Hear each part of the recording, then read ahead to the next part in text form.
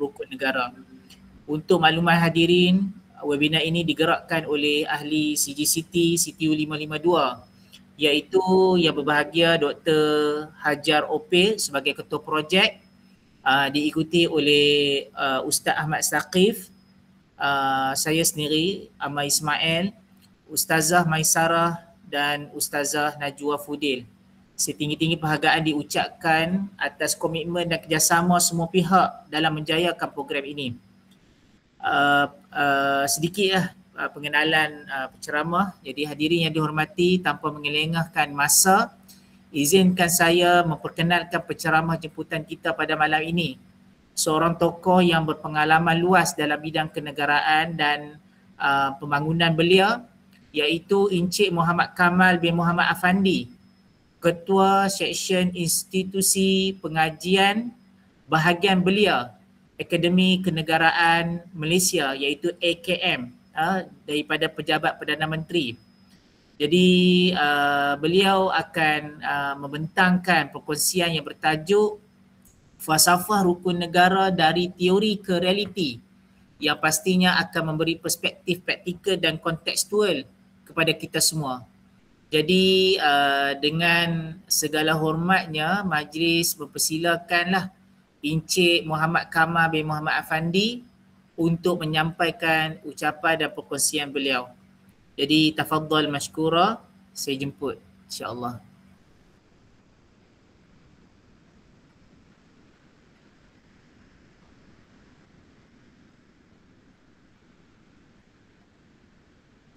Baik, bismillahirrahmanirrahim. Assalamualaikum warahmatullahi wabarakatuh.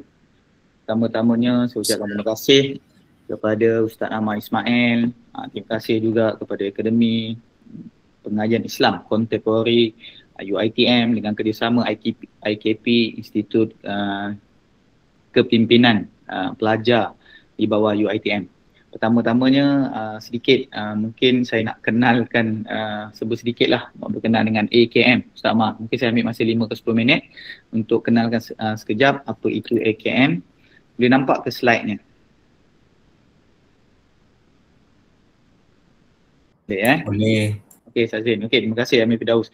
Baik, pertama juga mungkin saya tak sempat nak salutasi kepada profesor-profesor, pensyarah daripada ASIS dan IKP daripada UiTM. Sedikit berkenaan dengan AKM, Akademi Kenegaraan Malaysia, AKM. Satu institusi di bawah Pejabat Perdana Menteri yang telah dipindahkan fungsinya daripada dahulunya asal di bawah KBS, dipanggil ILEAD, Institut Kepimpinan, Institut Pembangunan dan Kecemerlangan Kepimpinan, Institut Leadership Excellence and Development. Dahulu kami di KBS lah, kami baru tahun ni tahun yang kedua di bawah Pejabat Perdana Menteri. Baik, seterusnya adalah apa fungsi AKM, kenapa AKM dapat bersama-sama ataupun kami sebagai industri ataupun untuk bersama-sama dalam subjek inilah, kerana kami ini menyediakan ataupun sebagai satu tempat untuk mengkoordinasikan latihan kenegaraan berkenaan ada 4 elemen penting lah yang biasa kami kongsikan. Adalah yang pertama sejarah kenegaraan, yang kedua adalah rukun negara, ketiga perlembagaan persekutuan dan keempat adalah dasar-dasar nasional. Gagasan utama negara pada waktu dan ketika ini adalah berkenaan dengan gagasan Malaysia Madani. Maka keempat-empat inilah yang kami kongsikan. Sejarah kenegaraan itu adalah topik yang kita nak bawa pada malam ini, iaitu berkenaan falsafah rukun negara. Nak bawa ke alam realiti semasa dengan membawa elemen gagasan Malaysia Madani itu. Baik, apakah dia? Ini adalah apakah itu AKM?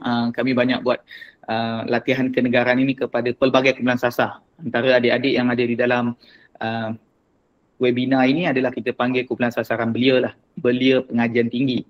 Di bawah Kementerian Belia dan Sukan tu dia ada dasar belia negara. Dalam dasar tu ada 8 kumpulan sasar belia. Salah satunya kumpulan sasar ni adalah datang daripada adik-adik sekalian. Baik, seterusnya fungsinya, visi, misi, objektif, boleh lihat dekat sini adalah berkenaan dengan latihan kenegaraan. Baik, seterusnya kami juga menjadi, kami berikan khidmat nasihat dan runding cara berkaitan latihan kenegaraan yang mana kita boleh smart partnership. Ini antara salah satu bentuk kerjasama ataupun inisiatif rentas kementerian yang kita mampu buat dalam penjimatan yang optimum lah. Lebih ramai lagi dapat mengetahui keadaan-keadaan elemen-elemen kenegaraan dan jati diri ini dengan keadaan yang pada ketika dan saat ini hujung-hujung tahun tak dapat turun latihan di kem-kem atau pusat latihan, kita boleh buat secara dalam talian. Ini contohnya lah. Baik, ini adalah contoh panglima lah ataupun pengurusan tertinggi kami. Antaranya mungkin pernah kenali Ketua Pengarahnya Datuk Dr. Haji Roslan, kemudian TKP-nya Profesional Encik Syahrizaman dan dibantu oleh TKP pembangunannya adalah daripada Datin Sadiza.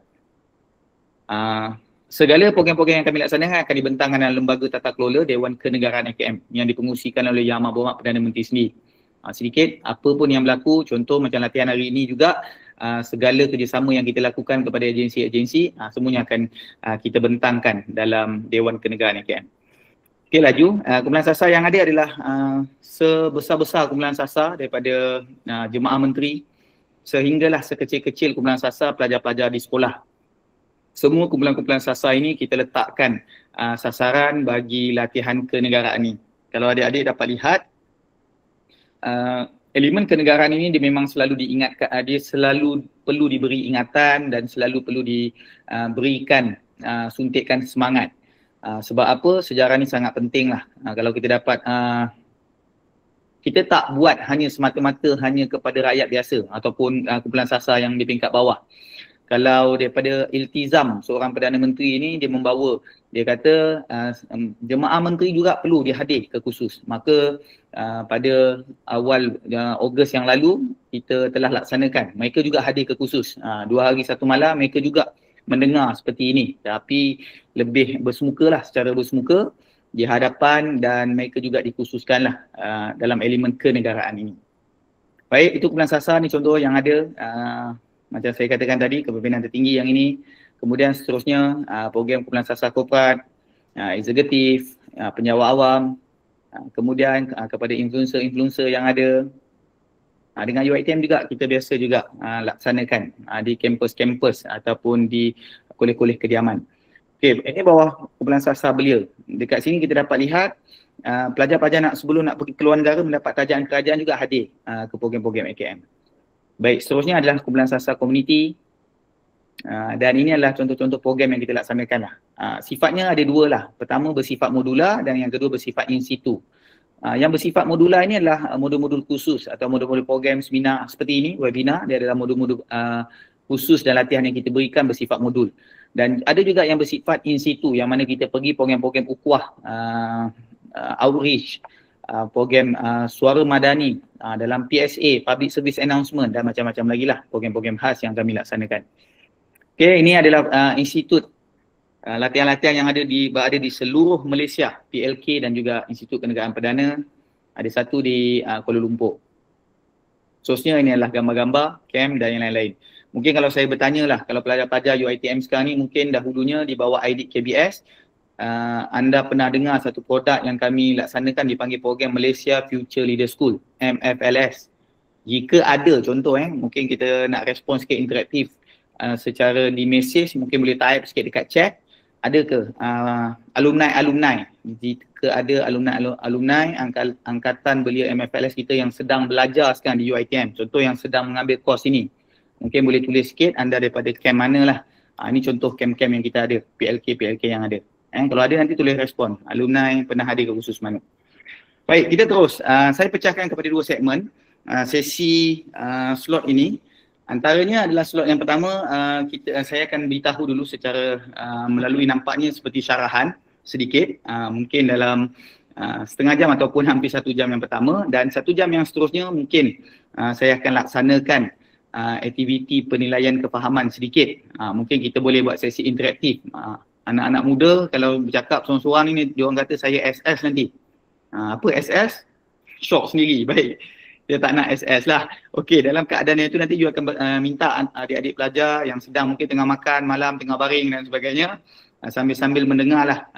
Saya mudah dikenali sebagai Master Coach Kamal lah, ataupun mudah-mudah rakan-rakan peserta yang mengikuti latihan saya selalu panggil saya Coach Kamal.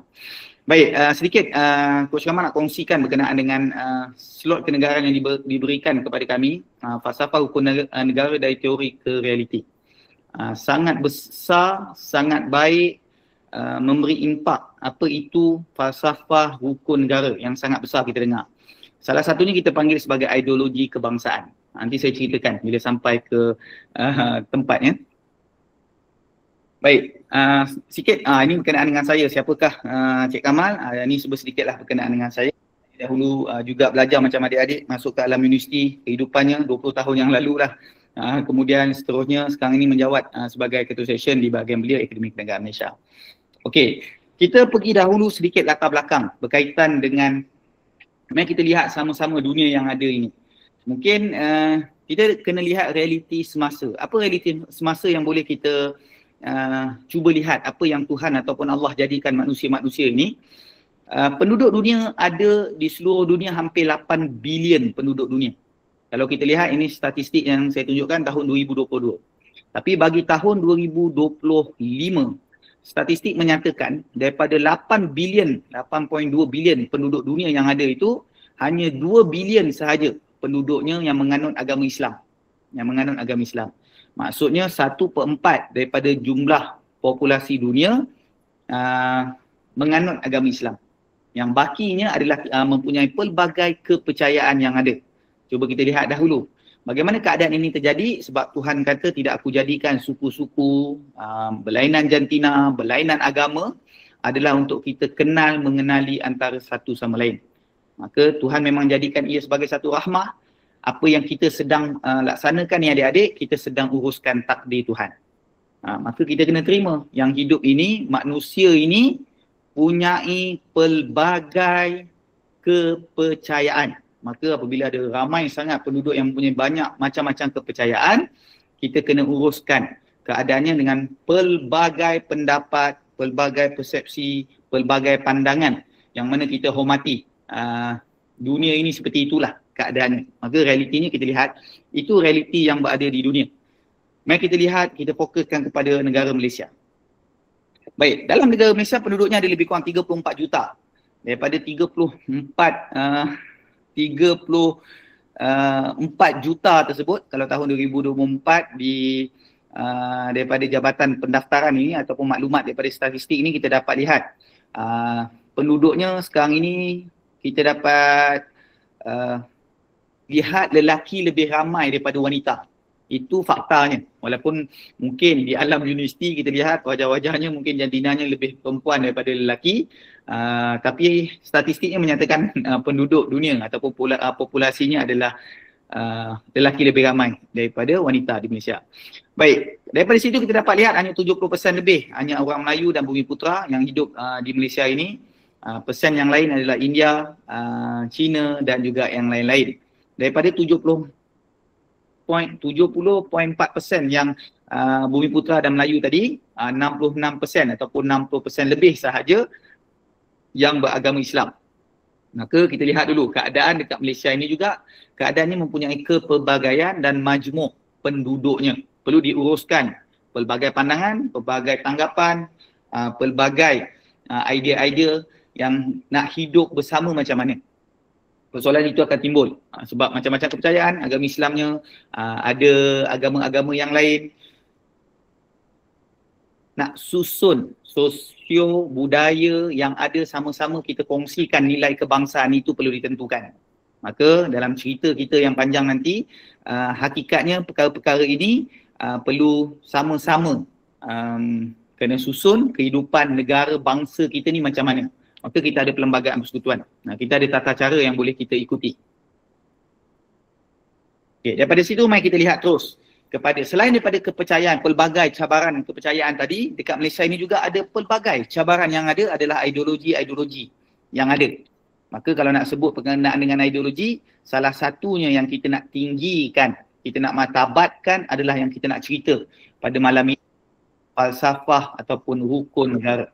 Mari kita lihat sama-sama. Dia ada sejarah yang panjang adik-adik. Negara bangsa yang kita ada dekat Malaysia ini dipanggil negara bangsa yang modelnya dipanggil negara bangsa integrasi. Dan ada satu lagi model dipanggil negara bangsa asimilasi.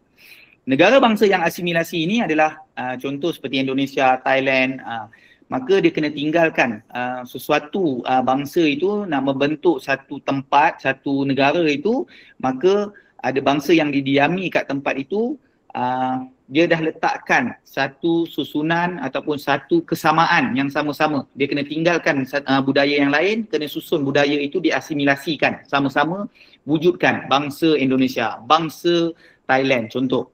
Tetapi di negara Malaysia ini tidak. Kita menghormati, maka kita negara bangsa yang kita tengah bangunkan ini mengikut ideologi kebangsaan ini, kita bawa dengan semangat integrasi. Kita tak korbankan apa-apa budaya.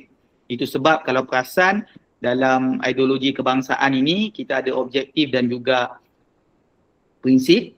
Maka dalam objektif itu kita salah satu objektifnya kita kata kita bersifat liberal terhadap tradisi dan budayanya. Nampak konotasinya negatif, tapi keadaan yang sebenarnya keterbukaan. Maksudnya orang Melayu boleh terima budaya orang Cina, orang India. Orang lain, orang Cina, orang India, Bumiputera Sabah, Anak Negeri Sabah, Sarawak boleh terima budaya yang ada terhadap anutan-anutan ataupun warga negara yang mempunyai agama yang berbeza, kepercayaan berbeza. Maksudnya kita sifat terbuka. Mari kita lihat sejarah sikit. Kita patah sedikit ke belakang bagaimana hukum negara ini tercipta. Macam mana datangnya hukum negara ini. Kalau adik-adik ingat kita membaca dahulunya di sekolah menengah, tingkatan 5 sejarah Malaysia lah, tingkatan 4 sejarah dunia dan sebagainya lah. Ataupun sekarang ni sejarah tingkatan 4 adalah sebelum kemerdekaan, ataupun tingkatan 5 itu adalah post kolonial ataupun sejarah selepas kemerdekaan kita belajar. Kita ulang kaji sikit bagi dalam subjek pengajian umum ini. Dahulunya ada satu peristiwa lah, satu pilihan raya 10 Mei 1969. Ada satu pilihan raya pada waktu itu 10 Mei. Keputusan pilihan raya itu tidak stabil keadaan kerajaan yang membentuknya di kawasan bandar, luar bandar, terutamanya di kawasan bandar lah, antara pembangkang dan juga kerajaan. Kemudian disuntikkan sentimen-sentimen yang kurang baik antara ataupun sentimen perkauman pada waktu itu berlaku. 11 Mei, 12 Mei dan akhir sekali pertembungan pada tarikh 13 Mei 1969. Pada waktu itu krisis perpaduan kaum berlaku. Yang mana rakyatnya dibiarkan masing-masing pegang pada ideologi politik masing-masing. Waktu tu kita belum ada ideologi kebangsaan. Maka apabila rakyat rasa ideologi parti itu boleh membentuk sebuah negara, masing-masing perjuangkan dengan semangatnya, akhir sekali berlaku krisis perpaduan kaum. Pada waktu itu berlaku krisis pembunuhan, iaitu 196 orang nyawa hilang dan terkorban, adik-adik. Maksudnya dalam keadaan yang kita nak cerita tadi, 196 orang nyawa dah terkorban, berlaku pembunuhan. Lepas tu dikatakan ratusan dalam buku laporan buku merah laporan Mageran itu menyatakan ratusan orang lah lagi terlibat cedera parah dan sebagainya. Tapi yang direkodkan, mungkin ada yang meninggal lagi yang lebih daripada itu, tapi yang direkodkan 196 orang. Bayangkan pada waktu itu dah hilang nilai kemanusiaan itu hanya disebabkan ideologi politik ditinggikan semata-mata. Dan akhir sekali keadaan negara yang dalam keadaan huara tersebut tertubuhnya.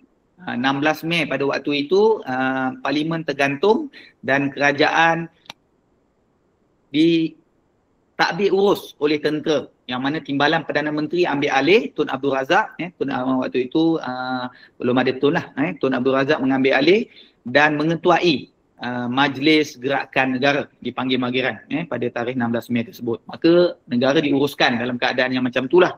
Mungkin pengalaman kita sedikit lah kot kan masa COVID. Kalau adik-adik ingat masa kita nak keluar, merentas padan pergi jumpa polis kan.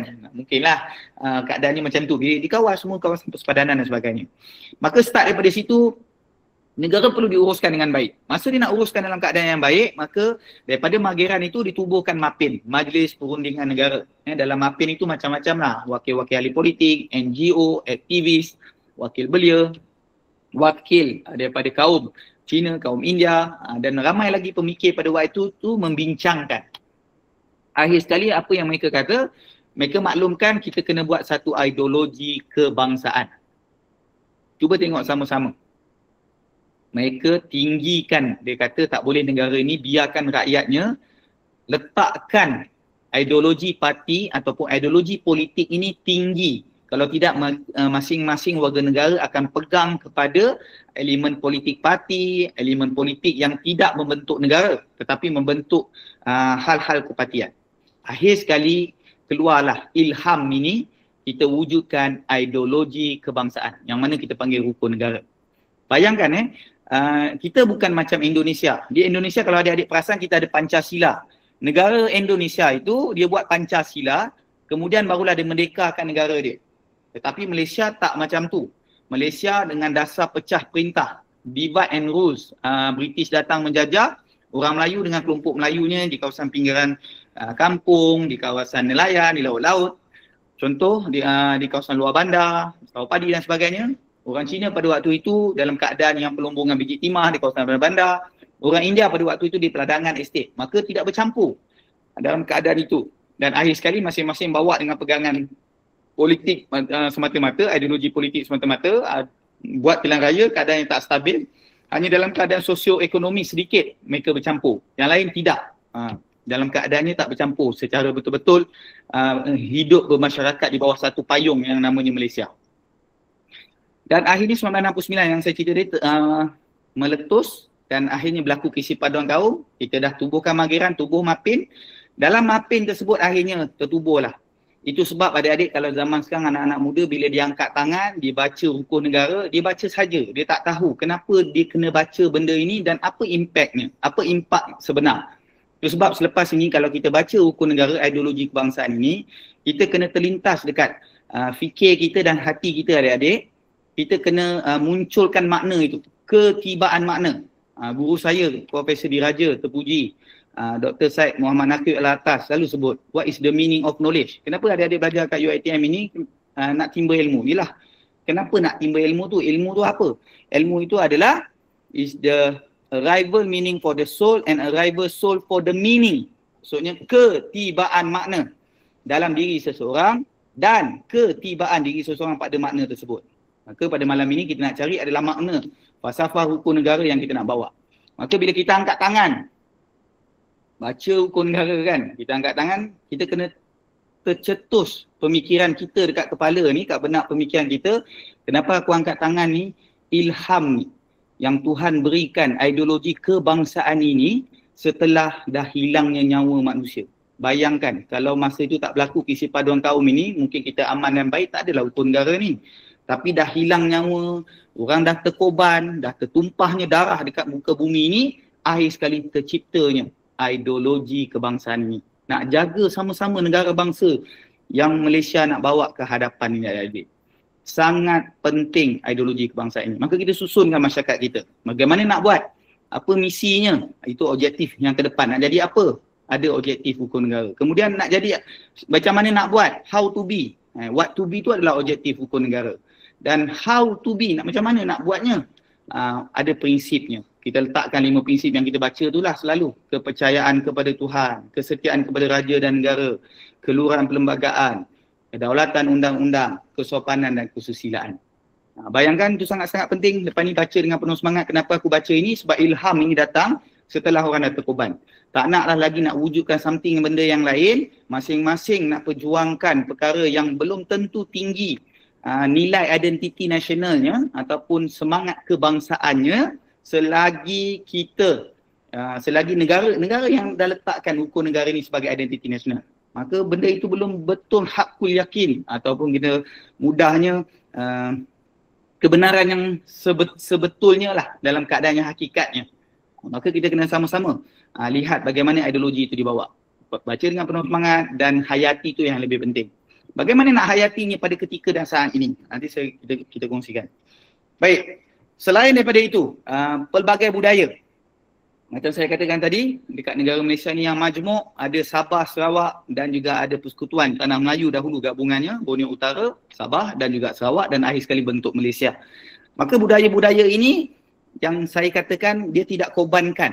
Kita tidak mengorbankan ataupun kita minta sesuatu etnik itu kena korbankan budaya dia untuk bentuk satu bangsa Malaysia yang sangat-sangat punyai satu budaya sahaja. Tidak.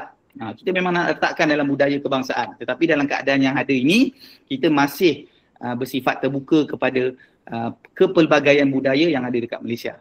Baik, ini adalah yang perlu kita uruskan sama-sama. Selain daripada itu, selain daripada pelbagai budaya, pelbagai kepercayaan yang ada, perkara-perkara tersebut perlu diuruskan dengan baik. Perlu ada kepimpinan yang baik. Dan sejarah kita juga membuktikan, kalau adik-adik perasan kan, negara bangsa ini, kebanyakan negara-negara bangsa yang wujud ini adalah selepas World War II lah, selepas peperangan pasca peperangan yang kedua lah, peperangan dunia yang kedua, 1945 dan ke atas lah. Baik, dalam keadaan yang itu sebab pada waktu itu ada satu piagam Atlantik lah, 1941 pada waktu itu, dia ada menyatakan kena lepaskanlah penjajah-penjajah yang sedang menjajah sesebuah negara, kena lepaskan proses tersebut kepada penduduk asalnya lah pada ketika itu. Maka pada tahun itu sebab banyak negara-negara dalam dunia ini, dia merdeka mereka ini adalah selepas 1941 dan ke atas lah. Kita juga mungkin agak lewat sedikit, 1957. Baik, daripada sejarah itu membentuknya. Kalau dalam dunia ni adik-adik, kalau adik-adik perasan, kalau tengok bola lah, kalau anak-anak muda suka tengok bola kan, FIFA World Cup, kalau tengok yang bertanding sebuah negara, negara-negara dalam dunia tu ada 211 kan. 211 buah negara bertanding. Kita pun ingat, memang ada 211 buah negara lah kan. Tapi kalau saya tanyalah, berapa buah negara yang diisytiharkan di bawah PBB, Pertubuhan Bangsa-Bangsa Bersatu? Ada berapa negara sebenarnya yang ada dalam dunia? Mungkin boleh tulis sikit korang komen. At least saya tahulah ada 200 orang lebih ni. Agaknya lah negara-negara dalam dunia yang diisytiharkan di bawah PBB ada berapa buah negara? Boleh tuliskan komen.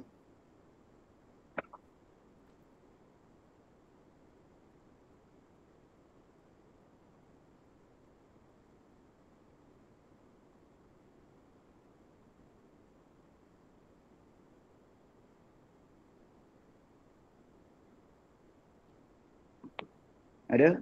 Okey, 193. Wow, bagus semua masing-masing ni. Ke tanya ChatGPT semua ni. Okey, baik. Kita ada 193 buah negara, okey. Sazrin tulis, Afiq tulis.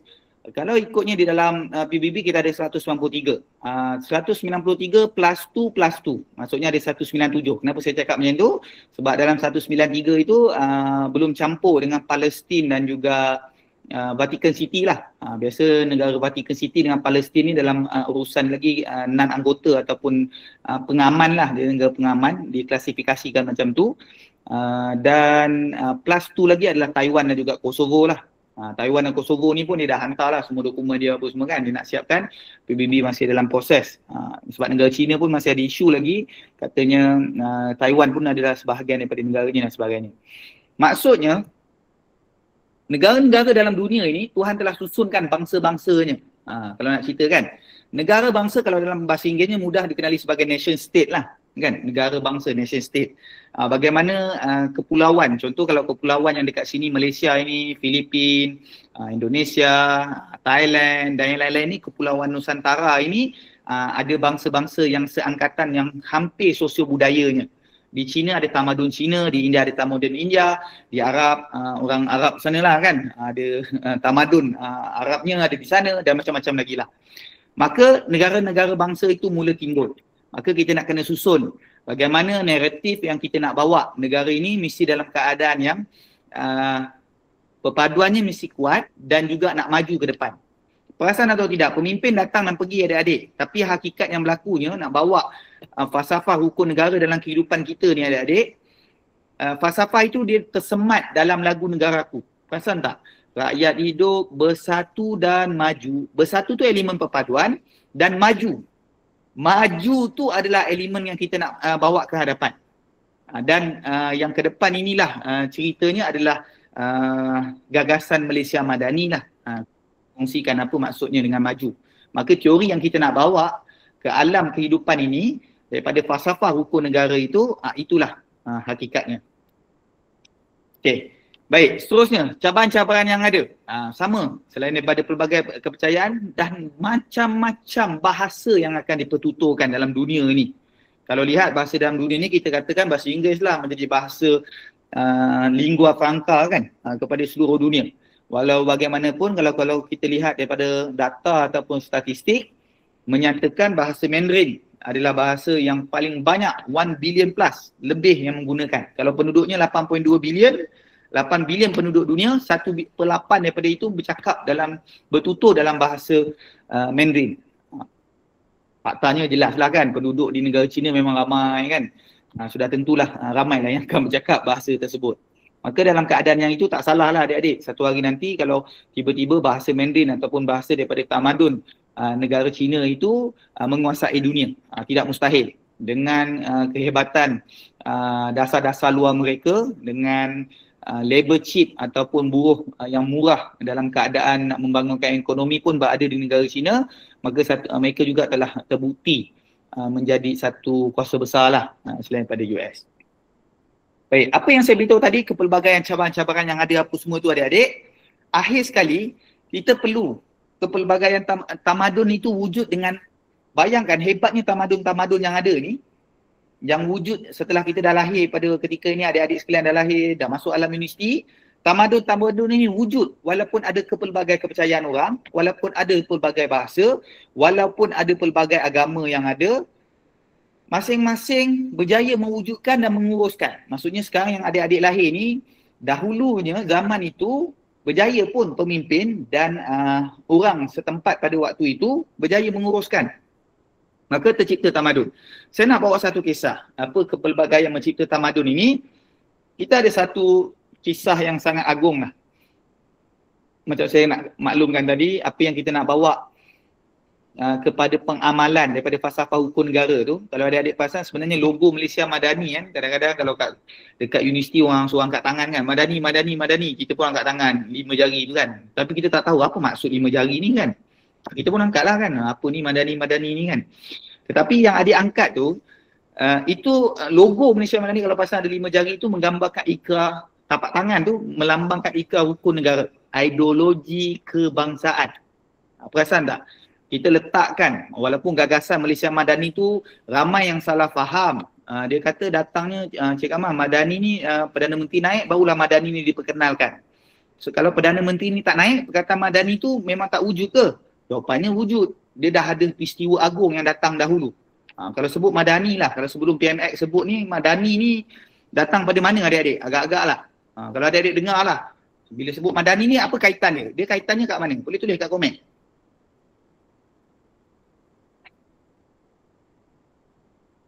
Kalau dengar kat mana? Agak-agak. Oh, daripada Arab. Okey, bahasa Arab Cik Kamal. Okey, baik. Yang lain? Apa lagi? Ramai tulis 193 ni Celik lah mata semua Madinah Al-Munawwarah. Okey, baik.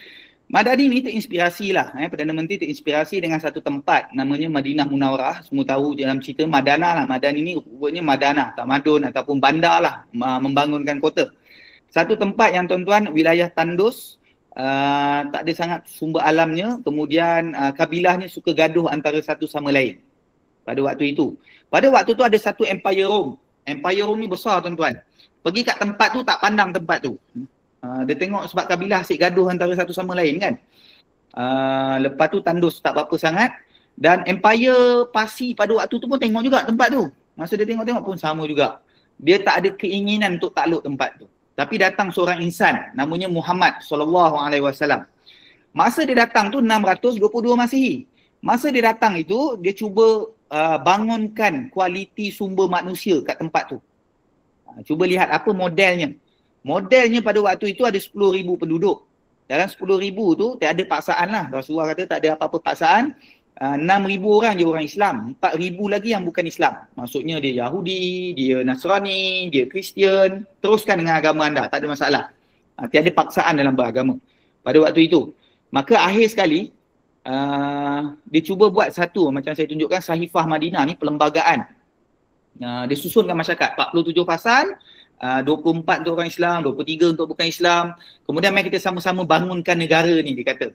Akhir sekali, Empire Rome yang tak pandang tempat tu 633 Masihi Empire Rome yang tak pandang tempat tadi, empire itu ditakluk oleh tempat ini.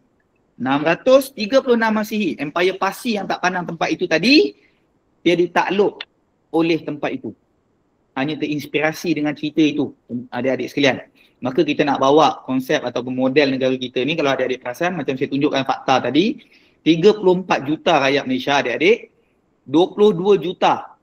Dalam keadaannya ada 22 juta sahaja orang Islam, orang Melayu, Bumiputera, contoh yang Islam yang duduk kat negara ini, 60% lebih, hampir 70%. Yang lain-lain ada agamanya, tak apa, boleh teruskan pun. Kita nak bangunkan negara ini dengan falsafah hukum negara yang tersemat dalam lagu negaraku tadi kan, bersatu dan maju. Nak perpaduan mesti jaga baik dan kita nak majukan negara. Itu sebab bila nak majukan negara, perasan tak? Perlembagaan yang bertulis yang saya tunjukkan ini dalam keadaan ada perlembagaan persekutuan. Yang mana negara ini ada perlembagaan dia ambil model yang lebih kurang sama. Pembangunannya dia letakkan antara orang Islam, orang Melayu dan juga bukan Melayu adik-adik. Mesti sama, seimbang. Kita tak boleh ketepikan negara ini majmuk. Kenapa kita sedang uruskan takdir Tuhan ini? Kan saya nyatakan tadi sedikit latar belakang dalam dunia, tidak Allah jadikan manusia ni yang pelbagai sebab kita sedang uruskan. Kita tak boleh semangat Melayu dengan Melayu, sentimennya kan, Cina dengan Cina, India dengan India. Negara ini majmuk dan perlu diuruskan dengan baik. Maka model itulah kalau dia ada perasan, agama Islam agama bagi persekutuan, tetapi agama-agama lain boleh diamalkan secara aman dan damai. Perkara 3 dalam perlembagaan persekutuan. Yang mana kaitannya dengan hukum negara, kepercayaan kepada Tuhan. Kita nak rakyat Malaysia, warga negara mesti ada Tuhan. Kerana hanya orang yang ada Tuhan tahu nilai moralnya, ataupun dia tahu nilai hakikat dia sebagai manusia yang mana dia hamba dan ada Tuhan yang sama-sama yang mereka ikuti. Cuba lihat. Kemudian bahasa Melayu, bahasa kebangsaan, perkara 152. Bahasa-bahasa lain boleh diamalkan secara aman, boleh menjadi bahasa pengantar yang lain. Kedaulatan raja-raja, bayangkan. Dan contoh di UiTM sendirilah, anda di bawah kanon perkara 153 kan, menjadi tanggungjawab Sri Paduka Baginda Yang di-Pertuan Agong untuk menjaga perizaban kuarta, permit dan lain-lain untuk orang Melayu, anak negeri Sabah, Sarawak. Biasa orang baca macam tu je kan. Dan, jarang dia baca, dan kepentingan sah kaum-kaum lain. Dalam perkara 153 tu, dia balance adik-adik, dia mesti kena balance. Macam Saifah Madinah ataupun diinspirasi dengan cerita tersebut kan. Dia mesti balance antara kedua-duanya. Jangan utamakan, okey, orang Islam tidak bersifat adil kepada orang lain. Salah dalam kehidupan kita seperti itu. Maka kita tengah uruskan kemajmukan negara ini dalam keadaan yang baik. Ini contoh saya nak bagi. Ini contohlah bukti sejarah ataupun siasat syariah yang menguruskan model Madinah pada waktu dan ketika itu. Maka dalam keadaan itulah yang kita sedang uruskan. Okey. Dan Madani yang kita maksudkan tadi, ia adalah maksudnya dalam Kamus Dewan Bahasa dan Pustaka. Kalau lihat Kamus Dewan Bahasa dan Pustaka edisi 4, Madani itu sendiri maksudnya maju. Maju daripada, kan lagu negaraku tadi kan, bersatu dan maju. Tapi Madani ni dia dalam sikit, maju dia bukan hanya semata-mata wang ringgit. Tapi majunya adalah dalam aspek daripada pemikiran, daripada kerohanian, daripada kebendaan. Maka dia daripada kebendaan, kerohanian dan juga satu lagi, lupa dah saya maju daripada segi kerohanian, kebendaan. Allahu Akbar. Allahumma sholli ala Muhammad. Okey, dia maksudnya majulah kita nak maju. Baik, dalam tempoh dalam keadaan maju, nilai dia yang sebut nilai Dalam keadaan maju tersebut itu, contohnya saya nak bagi contoh apa kalau kebendaan ni lah contoh di Singapura lah. Duit Malaysia saya ada RM1. Kalau RM1 berapa banyak biji apple yang saya boleh beli? Contohlah, kita ambil contoh je dulu. Dengan RM1 saya pergi kedai, rupanya dapat sebiji. Dia kata sebiji pun tak dapat suku je. Contohlah dengan duit nilai RM1 tadi tu. Saya pergi ke Singapura. Sampai kat Singapura $1. Saya nak tengok, kita tanpa tukar currency, kita nak tengok keadaan $1 dia boleh beli berapa banyak biji apple. Saya pergi Singapura, saya bayarlah $1. Tiba-tiba orang tu bagi saya 2. Wah, kat sini dapat 2. Dekat Malaysia RM1 dapat 1. Saya pergi kat UK. Sampai di UK, £1 dia saya nak tengok £1 boleh beli berapa banyak Rupanya bila pergi kat UK bayar £1 dapat 4 biji. Wah, dekat UK dapat 4 biji, dekat Singapura dapat 2 biji, dekat Malaysia dapat sebiji. Contoh.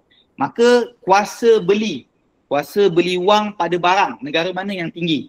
Sudah tentulah UK. Kuasa beli dia tinggi.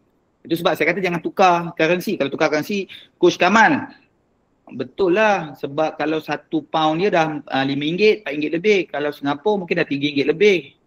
Duit Malaysia memang dapat. Singapura 2 biji, UK 4 biji. Sebab kita kan suka kan tukarkan currency tu kan. Keadaannya kita nak tunjuk kuasa beli duit pada barang RM1 kita lah. Satu sen dia lah. Nilai RM1 dia lah nilai duit dia. £1 dia pun nilai duit dia lah. Maka dalam keadaan itu kita nak jadi macam tu. Nak jadi kuasa beli duit pada barang tu tinggi. Itu sebab Madani tadi kan saya katakan maju kan. Negara maju dalam kamus Dewan Bahasa dan Pustaka. Ada maksud adik-adik. Nanti cari dalam Dewan Bahasa dan Pustaka disimpan negara maju ni maksudnya apa? Suatu negara yang ekonominya bergantung kepada industri dan penduduknya menikmati taraf hidup yang tinggi. Kenapa nak sangat jadi negara maju? Sebab kita nak biarkan penduduknya menikmati taraf hidup yang tinggi. Itu je akibat dia punya falsafahnya. Kenapa kita susun hukum negara yang cukup cantik? Kenapa semua ada penghayatan dan pengamalan? Sebab kita nak susun masyarakat kita jadi civilization society ni ataupun masyarakat yang bertamadun ini, sebab kita nak bawa negara kita maju. Maju bukan semata-mata kebendaan, tapi kita jaga juga spiritual kita dan juga nilai kita. Maka sedikit saya nak kongsikan berkenaan tahap-tahap patriotisme yang kaitan dengan falsafah hukum negara tadi. Semangat cintakan negara kita ada banyak tahap-tahapnya adik-adik. Ada banyak tahapnya. Ada tahap yang ini mungkin kita panggilnya adalah critical patriotism. Semangat cintakan negara, kita panggil patriotisme kritis. Dalam bahasa Melayunya lah. Patriotisme kritis. Kita tak boleh kata orang yang mengkritik dalam bahasa mungkin Gen Z kata kutuk, keji dan sebagainya kan. Tiba-tiba dia komen yang dalam keadaan-keadaan yang kurang baik lah tulisannya. Tetapi dia mampu je bagi kritikan yang membina. Kita tukar sikit. Kalau ada nak bagi kritikan dan sebagainya tidak ada masalah. Negara perlukan kritikan-kritikan membina itu dan solusinya lah untuk kita bawa negara ke hadapan dan lebih tinggi. Maka dipanggil critical patriotism. Kadang-kadang kawan-kawan kita cerita kan dia kutuk pemimpin ataupun dia keji ataupun dalam keadaan yang mengkritik keadaan-keadaan semasa negara, isu semasa negara. Dalam subjek anda yang belajar ni kan, falsafah dan isu semasa ni, tak salah pada adik itu, tak salah pada kawan kita. Oh tak boleh ke kritik? Boleh. Maka dia sayangkan negara. Dalam dikritik tu sebab dia, bukti dia sayangkan kepada negara. Macam kita lah, kita sayang sahabat kita, kita pun katalah weh, doktor ataupun lecturer tu kata apa, dia kata kau tak datang kelas ni. Kita pun tegur kawan kita, besok datang kuliah, cikgu dah pensyarah asyik tanya kau tak datang dan sebagainya kan. Kita kritik dia, kita bagi dia komen. Sebab kita sayang dia lah, kita tegur dia kan. Dalam konteks tu lah, nak fahamkan kan. Maka yang keduanya adalah antara tahap-tahap yang ada, kita panggil constitutional patriotism. Ataupun patriotisme berasaskan perlembagaan. Yang mana kat sini dalam program-program AKM kami selalu kongsikan cintakan negara tapi tahu cakna berkenaan dengan perlembagaan ataupun undang-undang negara. Kadang-kadang orang yang mengkritik itu dia kenapa jadi macam ni sekian dia tak tahu berkenaan dengan ketatanegaraan itu. Cerita berkenaan dengan undang-undang yang melindungi dia. Itu yang penting tu. Dia tak tahu cerita tu tapi dia mengkritik. Tapi di sinilah kami banyak kongsikan berkenaan dengan constitutional patriotism. Baik, seterusnya. Apabila kita dah letakkan perlembagaan persekutuan, maka hasil ultimate goal kita nak apa? Kita nak rakyat kita bawa semangat kebangsaan itu tinggi. Maka kita ada nilai-nilai kebangsaan. Apa contoh-contoh nilai-nilai kebangsaan? Kan kita ada baju kebangsaan, kita ada agama persekutuan, kita ada bahasa kebangsaan. Kita nak bawa perkara itu.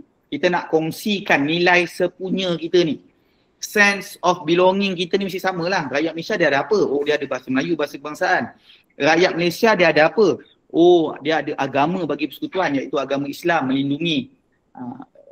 Apa lagi nilai kebangsaan kita? Oh kami ni rakyat kepada setia kami hanya pada raja dan negara kan. Contoh hukum negara tadilah. Maka nilai kebangsaan itu tinggi. Kita nak bawa rakyat pergi ke situ. Dan antara tahap yang seterusnya adalah dipanggil patutisma adil ataupun justice patriotism. Sifat kita ni adik-adik, dalam Islam itu apa pun yang kita lakukan mesti meletakkan sesuatu pada tempatnya.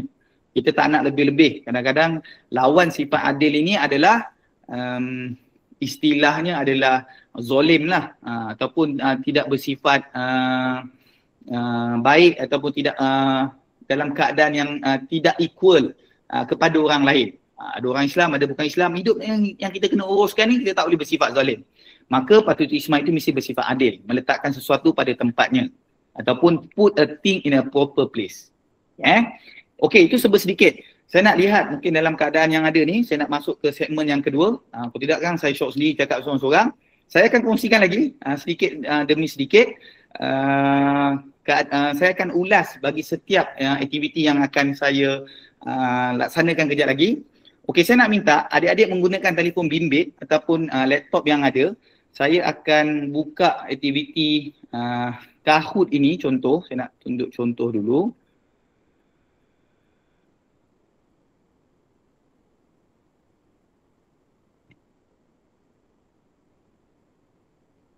Sekejap, saya sharekan dulu.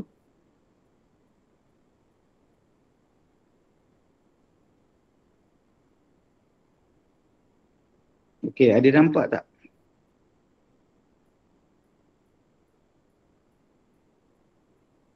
Okey, boleh nampak? Okey, boleh. Bagi yang bersama-sama dengan saya tahu maksudnya dia masih kekal dengan saya. Tahu. Boleh kalau ada daripada UiTM ataupun daripada negeri mana mungkin ada tuliskan nama sikit. Okey, ada yang dah masuk dah.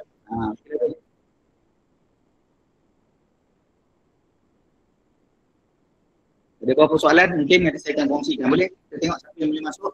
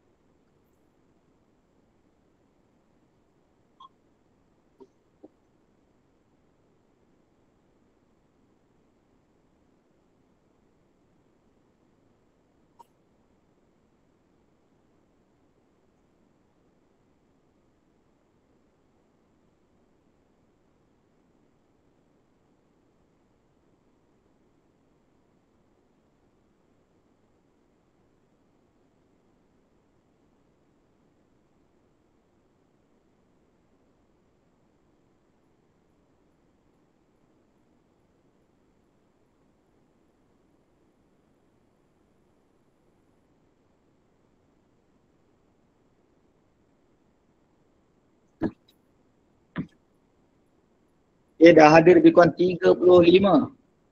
Boleh, cukup 100 saya mula. Boleh sampai 100?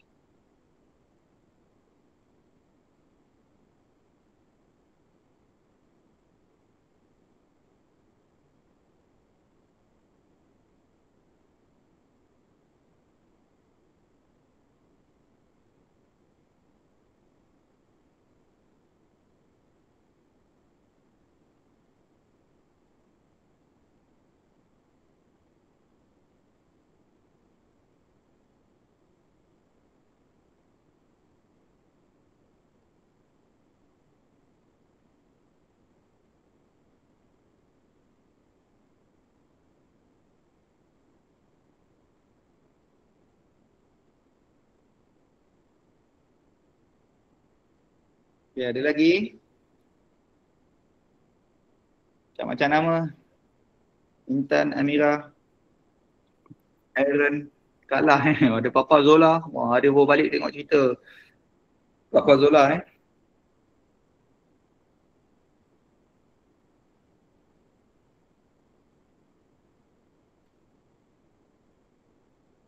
Okay, nanti saya minta Ustaz Takif ataupun geng urusi kat sana boleh bagi QR code tu nanti. Kami daripada pihak AKM ada sediakan ECJ lah. Kurang-kurangnya adik-adik telah mengikuti kami punya taklimat kenegaraan ini. kita bagi isi jail kepada adik-adik. Okay, nanti isikan pendaftaran, selepas isi pendaftaran ada QR code penilaian, isikan penilaian tersebut, habis penilaian tu akan dapat isi jail daripada pihak kami lah yang kami sediakan. Ada boleh 4 orang lagi, cukup 50 saya start lah, boleh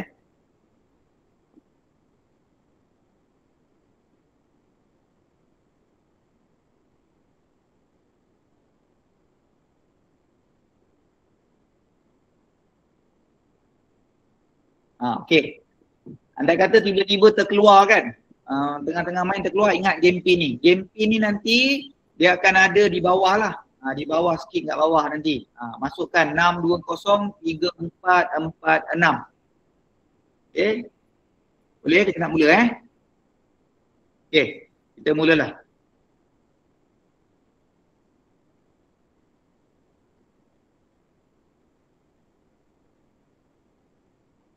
Okay, baik, itu baru tajuk, belum soalan lagi. Okey, kita mulakan sedikit dengan open ended. Apa yang anda faham dengan Malaysia Madani pembinaan negara bangsa? Okay, mungkin kalau daripada awal tadi mendengar mungkin tahulah jawapan-jawapannya kan. Tak kisah, boleh tulis. Tak payah tulis panjang-panjang karangan, tak boleh lebih daripada 250 abjad. Maksudnya pendek-pendek je. Okay, anda cuba tuliskan sedikit apa yang anda faham dengan Malaysia Madani pembinaan negara bangsa.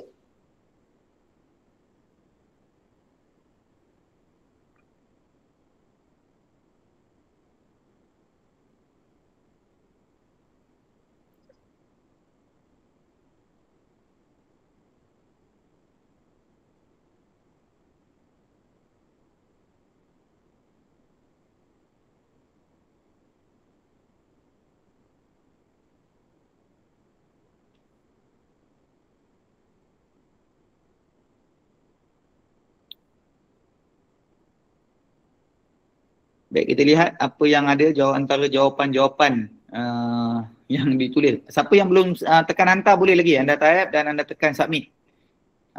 Boleh tekan submit.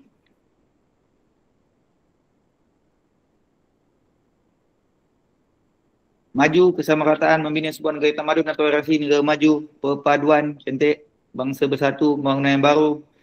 Maju, bersepadu, motor kerajaan, masyarakat ekonomi maju. Madinah Mudawarah, Madana, semua bangsa bersatu, aman, sedia, identiti nasional, pembangunan negara, Madinah Mudawarah, Madana, PMX, maju, bersepadu, kerangka dasar falsafah pentadbiran negara berteraskan nilai kemanusiaan. Cantik. Membentuk dinasti yang baik. Baik, ini adalah hasilnya lah, ultimate goal kita lah. Kenapa kita letak, macam saya katakan tadi kan, dengan logo tangan yang kita letakkan adalah ikrar rukun negara. Maka bila kita katakan, kadang-kadang datang kat universiti kan, pensyarah atau pihak pentadbir universiti suruh angkatkan Madani. Kenapa angkat tangan tu, itu adalah ikrar rukun negara. Kita nak beritahukan falsafah rukun negara itu kita sematkan dalam keadaan gagasan semasa negara. Sebab kita nak bawa elemen falsafah rukun negara itu kita tak tinggal adik-adik. Ideologi kebangsaan. Itu lebih penting dan lebih tinggi martabatnya. Okay, ada yang dah bawa cerita tu. Dalam Madani itu kita ada 6 nilai teras. Yang mana 6 nilai teras itu kita ada kemampanan, kesejahteraan, daya cipta, hormat, keyakinan dan juga ihsan. Dia ada cerita yang asal lah. Dia ada buku ataupun naskah asalnya. Naskah asalnya dalam bahasa Inggeris. Dia panggil Script for a Better Malaysia. Script for a Better Malaysia. SCRIPT. Sustainability, Care and Compassion, Innovative, Prosperity and Trust.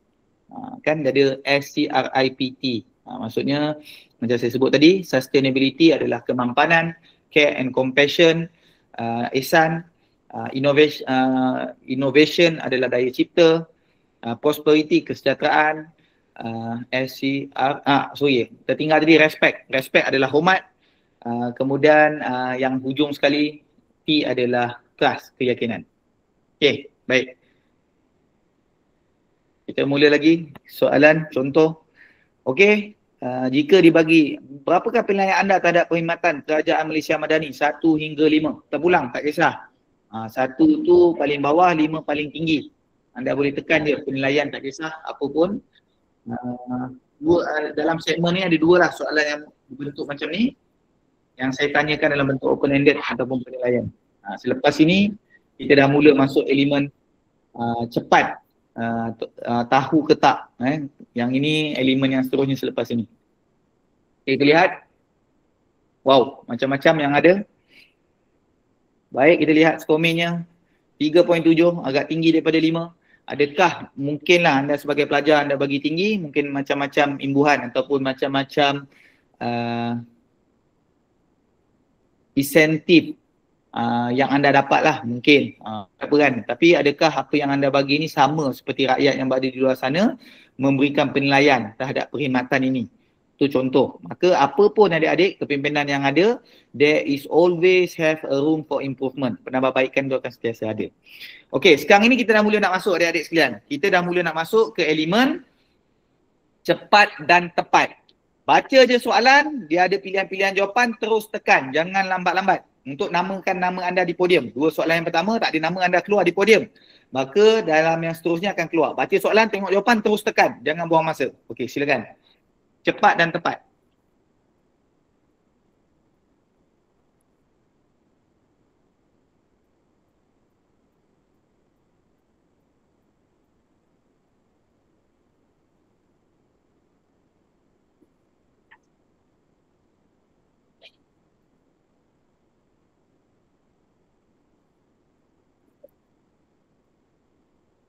Baik, itu jawapannya. Rata-rata menjawab 18 Disember pada hari ini tarikhnya. 18 Disember 2025. 10 orang menjawab 18 Disember 2024.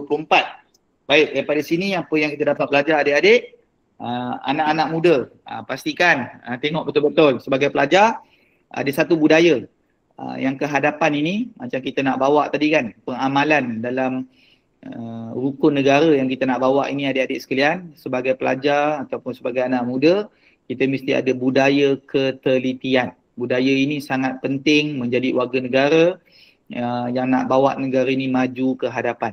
Hati-hati, anak muda yang berada di luar sana, ni kalau saya campur-campur dah 14 orang lah salah kan. Yang 3 orang 18 Mah 2020. 18 Mah 2020 tarikh PKP kan. Tarikh PKP juga orang tak bagi keluar, tarikh tu dia nak keluar je. 17 November ada seorang, sehari lebih awal, sebulan awal dia tak move on ya. Okey baik, kita lihat dahulu, ramai anak muda di luar sana suka baca tajuk adik-adik, dia suka baca headline, dia tak baca dalam-dalam. Maka dalam hakikat nak jadi warga negara yang baik, yang nak mengamalkan hukum negara dengan baik, ketatanegaraan itu, jadi warga negara yang ada budaya ketelitian. Zaman yang mencabar ini zaman AI adik-adik, semua tahu. Maklumat yang adik-adik nak dapat boleh tanya ChatGPT je. Content wise semua dia boleh bagi kat situ. Maka yang tinggal pada kita, kemahiran insaniah, yang ada adalah budaya teliti. Kalau kita tak teliti, kita akan lemas dalam arus ledakan maklumat yang globalisasi yang sangat-sangat dahsyat ini. Kita akan lemas adik-adik. Maka dalam keadaan itu, kita jangan jadi lemas ke situ. Kita kena ada kemahiran insaniah yang seperti yang saya katakan, amalkan budaya teliti. Baik, setiap soalan saya akan ulas. Minta izin. Kalau tidak, nanti saya bercakap. Kalau saya berceramah kan, masing-masing saya tak tahu ada berapa orang yang betul-betul mendengar kan. Ini adalah juga hampir 50 orang ya. Okay, next. Scoreboard kita lihat. Okay, hamba Allah, Nik, Mei dan Ro. Okay, kita lihat yang lain. Soalan yang seterusnya. Masih lagi dalam sejarah kenegaraan. 31 Januari merupakan tarikh kepada peristiwa apa?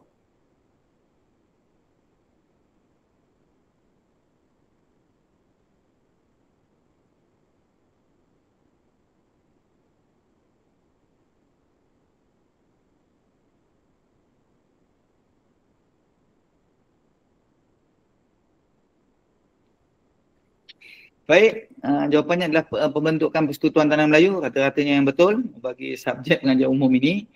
12-14 orang kan. Kejatuhan Kota Melaka ke tangan Portugis, jatuhnya pada 24 Ogos. 10 Ogos datangnya Alfonso di Albuquerque, hampir 2 minggu dia menjajah dan akhir sekali 24 Ogos lah. Seterusnya, pembentukan Persekutuan Tanah Melayu adalah jawapan yang sebenar, 31 Januari 1948. Kemerdekaan Tanah Melayu, ada 2 orang. Kemerdekaan negara pada 31 Ogos 1957. Pembentukan Persekutuan Malaysia. Seterusnya ada tarikhnya. Sebab ada soalan yang seterusnya, nanti saya bocor pula soalannya kan. Baik, daripada sini kita dapat lihat, ini pentingnya. Cuba lihat nama negara ini dulu, itu sebab namanya Malaysia kan. Sia tu namanya tanah air lah. Dalam bahasa Sanskritnya Sia tu tanah air lah, tempat lah. Maka dia nak beritahu kebenuaan itu ataupun tempat itu, Nusa itu tanah Melayu lah pada waktu itu. Pada waktu itu tak ada pun orang kata racism ke, perkauman ke dan sebagainya. Semua orang tahu pada waktu itu.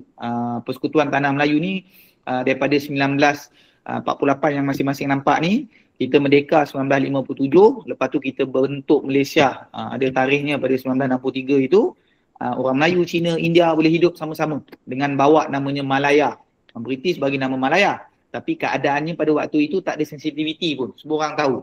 Nama negara ini adalah Malay State lah. Federation of Malay State lah. Persekutuan Tanah Melayu dalam Englishnya. Maka boleh hidup sama-sama keadaannya. Okay, Mari kita lihat sama-sama scoreboard.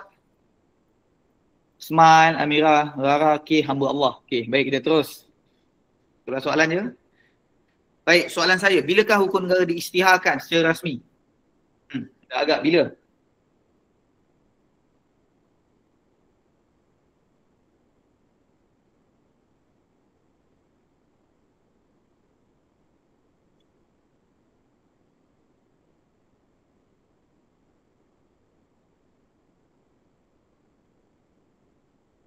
Okey, kata-kata juga betul. Jawapan yang sebenar adalah 31 Ogos 1970. Saya dah ceritakan tadi. 13 Mei itu adalah krisis perpaduan kaum. 16 Mei itu negara Parlimen digantung. Mageran ambil alih Majlis Segakkan Negara. 16 September 1963 adalah tarikh pembentukan Malaysia. Maka Mapin macam saya ceritakan tadi kan, Mageran Mapin akhirnya pada perarakan ataupun menyambut ulang tahun kemerdekaan negara pada 1970, dia diisytiharkan secara rasminya. Maka pada waktu itulah rakyat kita, masa tu gambar pun hitam putih lagi lah kan. Perkataan hukum negara dulu pun masa diisytiharkan satu patah perkataan lah. N tu ada satu je. So hukum negara. Itulah kali pertama semua rakyat Malaysia membacanya. Kita tinggikan. Kita nak bawa dalam subjek kita pada malam ini, dipanggil ideologi kebangsaan. Itulah ideologi yang kita pegang. Wa Ima tak kisahlah apa-apa pun adik-adik, mungkin adalah ideologi politik adik-adik. Wa Ima bendera yang adik-adik suka, warna yang adik-adik suka, terpulang. Tetapi dalam hidup bernegara ni dia ada ideologi kebangsaan. Ada ideologi yang kita sama-sama kita pegang. Okey Baik, scoreboard. Macam-macam nampaknya Rara tengah lead. Kita terus kepada hampir separuh dah soalannya. Hukum negara terbagi kepada berapa bahagian?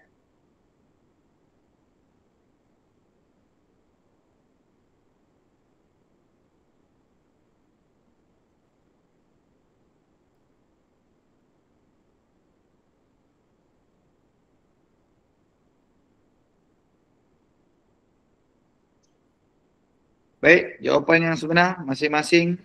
AKM sukalah tanya soalan ni kalau untuk pengetahuan semua. Kalau mungkin ada pengalaman dalam minggu orientasi pelajar dan sebagainya, hukum negara terbagi kepada 2 bahagian.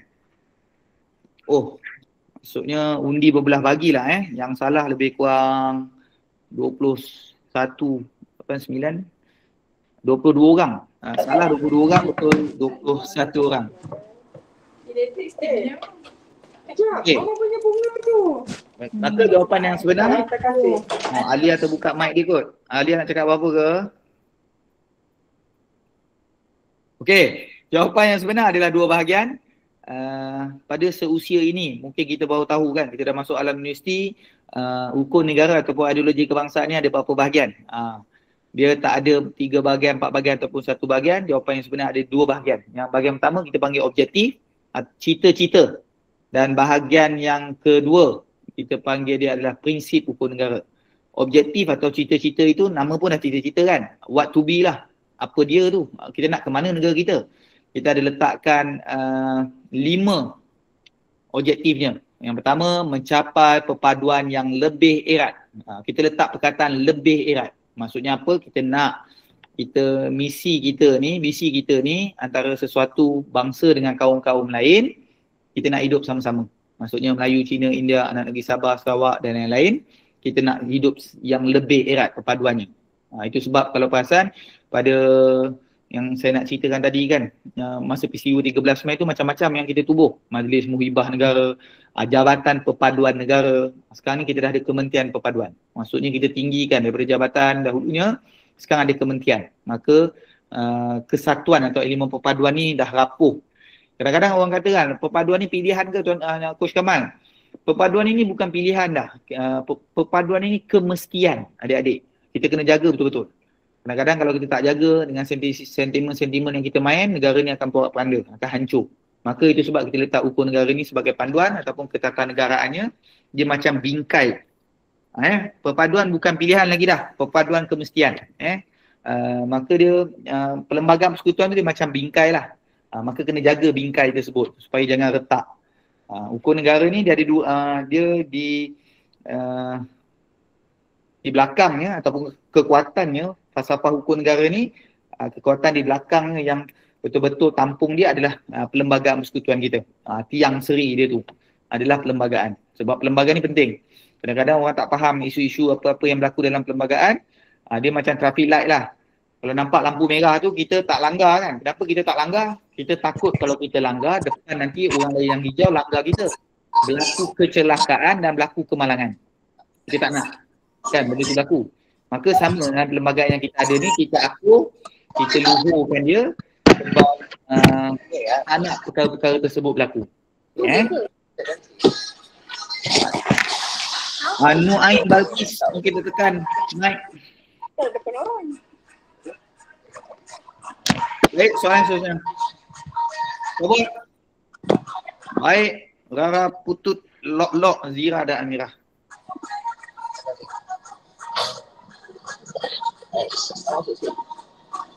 Huruf N dalam nilai Teras Malaysia Madani merujuk kepada apa?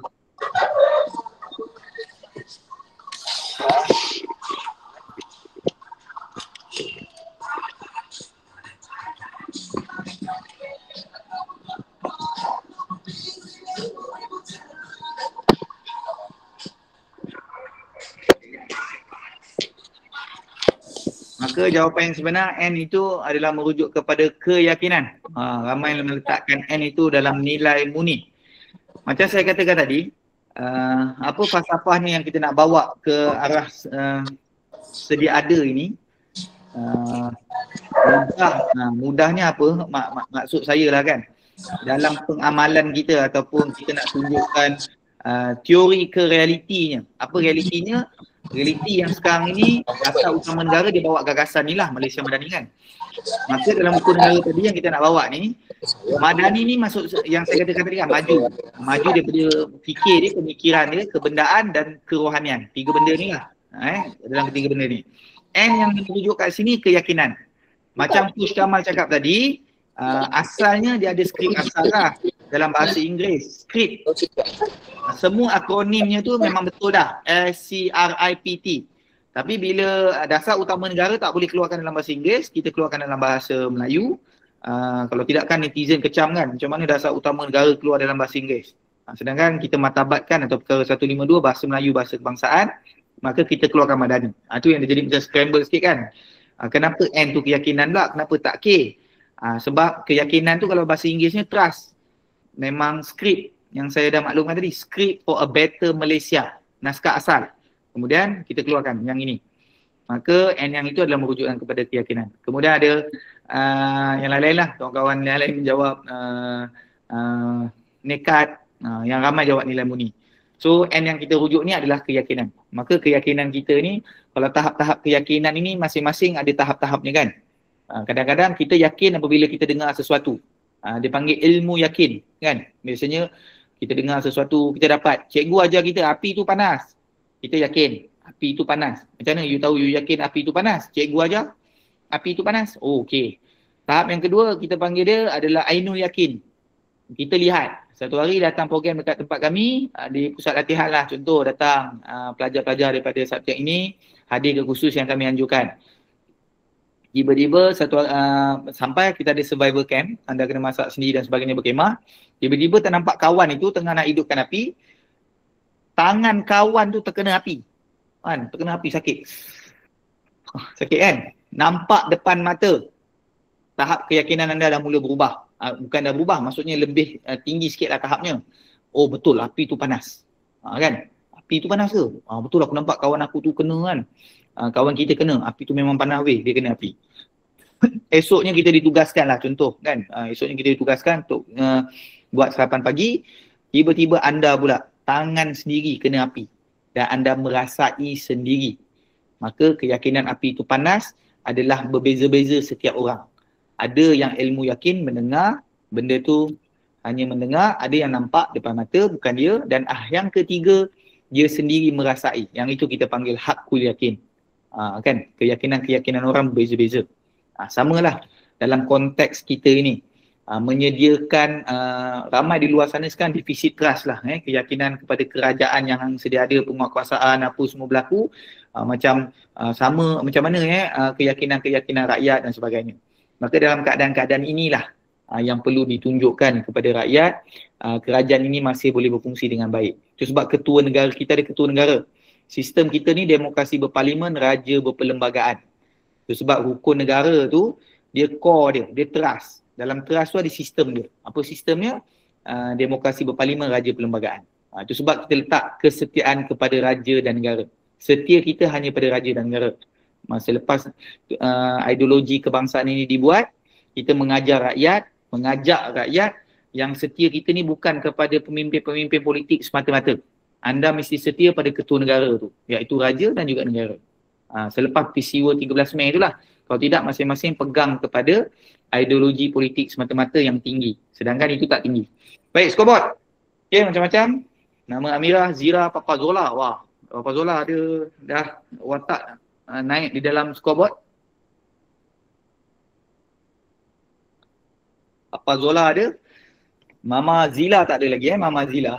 Okay, baik. Ni saya dah cerita tadi. Apakah buku asal Membina Malaysia Madani? Ini realiti semasa. Ini adalah realiti semasa yang saya nak bawa kepada adik sekalian.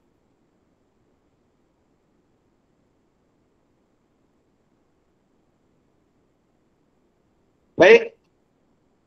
Walaupun saya dah ulang-ulang berkali-kali, rupanya yang mendengar saya 13 orang ni mendengar dengan baik rupanya. Yang lain tu tengok 27, 28 orang. Saya dah cerita naskah asal Malaysia Madani adalah Script for a Better Malaysia. Yang lain-lain ni tak berapa dengar ya. Kebangkitan Asia Minat Madani Malaysia Maju 27 tak ada kaitan.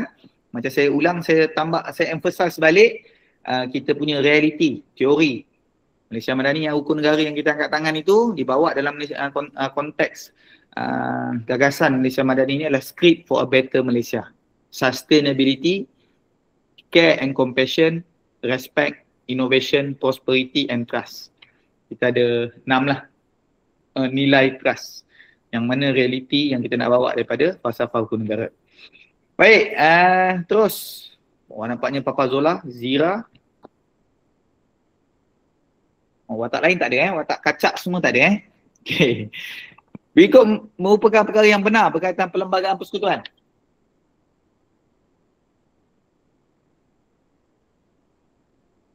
Kecuali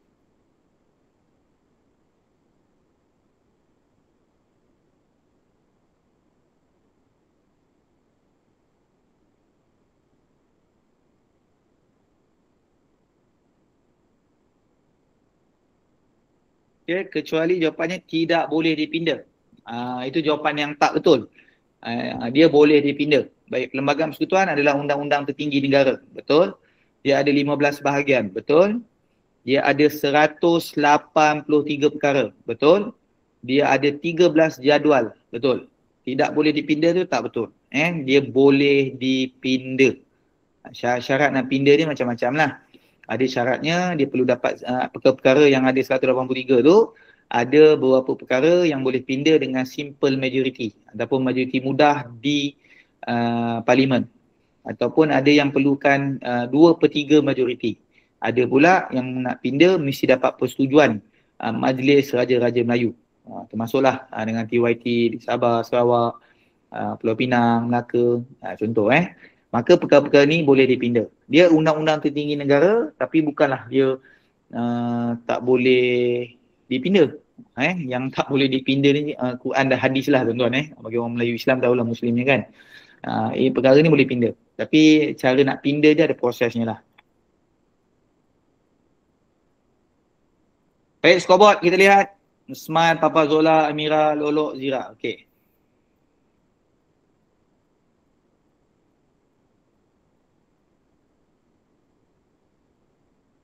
Simbol keris di jata negara merujuk kepada makna apa?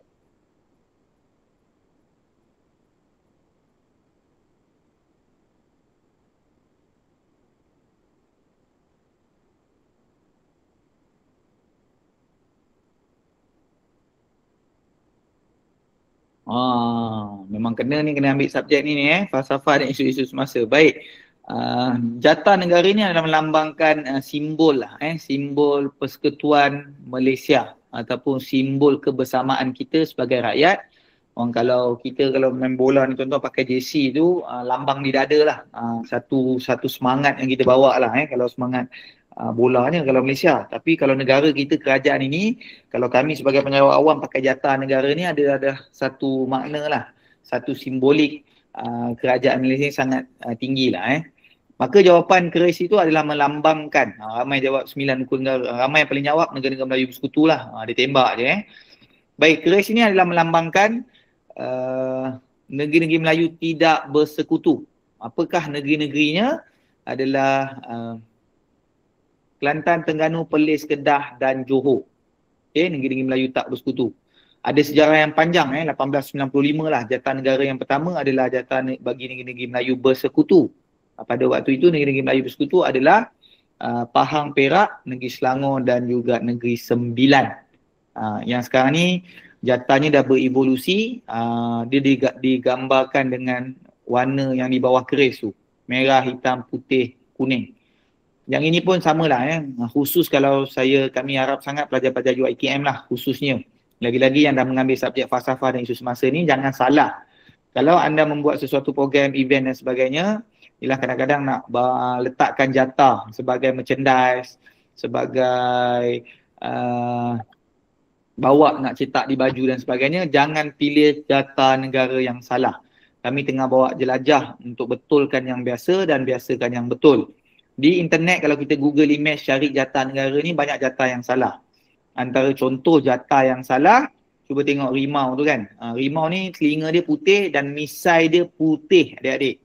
Di luar sana biasanya dia akan cari misai yang warna hitam. Misai yang hitam itu bukan rimau yang sebenar jata negara. Itu dipanggil British short hair. bukan. British short hair pun warna putih ke warna hitam? Okey. Maksudnya cari yang betul. Antaranya macam kalau di keris tu pun dia ada manik. Di setiap hulu-hulu. Dia ketawa bagi sibuk ketawa dia. Baik, di manik, di keris tu pun dia ada manik, 3 manik lah di keris tu. Maksudnya bukan keris yang kosong. Dan biasa kesilapan yang berlaku, jata negara yang anda selalu bawa, pelajar-pelajar universiti bawa ni jata negara yang mana kalau dekat logo Pulau Pinang tu ada ombak. Ombak dia mesti warna 5 biru dan 5 putih. Dia melambangkan sesuatu. Kalau ombak Pulau Pinang tu 5 tu, 1 5 pasal hukum negara dan 5 lagi satu tu adalah melambangkan pentadbiran. 5 daerah pentadbiran yang berada di negeri Pulau Pinang. Ni tak, kadang-kadang dia tunjukkan jata negara tu salah. Jata negara yang ada 6, 7 ombak tu. 6, ada 6, 5. Salah lah tu. Dia mesti 5, 5. Dia kena ada 10. Dan kalau perasan di jata negeri Pulau Pinang, jata negara yang bagi Pulau Pinang tu, dia ada 2 tiang kan. Ada 4 kabel jambatan Pulau Pinang. 2 tiang tu pun ada maksud. Dasar ekonomi baru, untuk susun balikkan masyarakatnya tu dan membasmi kemiskinan lah. 2 tiang tu. Dan 4 itu melambangkan kaum-kaum yang ada. Kadang-kadang jata negara yang ditunjukkan ada 3 je kabel di jambatan Pulau Pinang tu. Salah lah. Maka cari yang betul sebab dia ada makna yang nak ditunjukkan. Kalau tidak Pengalaman kami dapat lihat memang banyak jatah-jatah negara yang salah. Baik, ada juga mungkin orang Melaka kat sini 8 orang ni dapat 5 pahlawan Melayu bersaudara. Nampak macam nak ketawa kan? Tapi hakikatnya jatah negara ni tak merujuk kepada 5 pahlawan tu. Tapi kalau jatah negeri Melaka, contoh ada setiap negeri pun ada jatahnya. Jatah negeri Melaka kalau keris tu memang melambangkan 5 pahlawan Melayu bersaudara. Hang Tuah, Hang Jebat, Hang Lekir, Hang Lekiu dan Hang Kasturi. Maka bukan mitos lah. Ada sejarah yang panjang. Ada muzium pun di Melaka. Boleh lihat pahlawan-pahlawan. Cerita berkenaan pahlawan-pahlawan masa zaman sebelum kemerdekaan. Baik, Smile, Papa Zola, Amira, Lolok, Zira. Papa Zola masih ada nampaknya?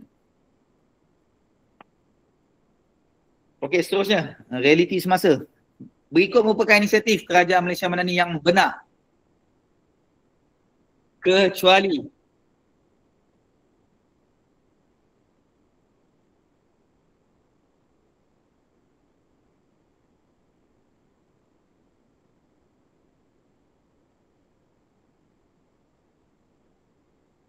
baik, kecuali ramai juga yang tak tahu inisiatif ni. Baik, ini yang ada lah yang betulnya jualan rahmah. Jualan Rahman tak ada. Rahman ni pakcik dia ataupun suami dia. Yang meniaga bini dia, Rahmah. Rahman tak meniaga, suami dia. Baik, yang ada jualan rahmah.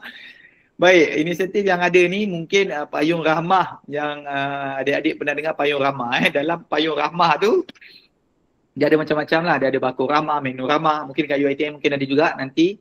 Kalau anda pergi kat kampus, anda ada tempat tu yang jual dengan harga makanan RM5 dan sebagainya. Sarah, sumbangan asas ramah pun sama. Keluarga-keluarga B40 ataupun keluarga-keluarga yang hari tu ada dapat lah. Semua sekali Rakyat Malaysia yang umur 18 tahun ke atas dapat Sarah. Yang saya nak highlight kat sini untuk adik-adik siswa, mungkin adik-adik tak tahu berkenaan dengan produk ini, Fly Siswa.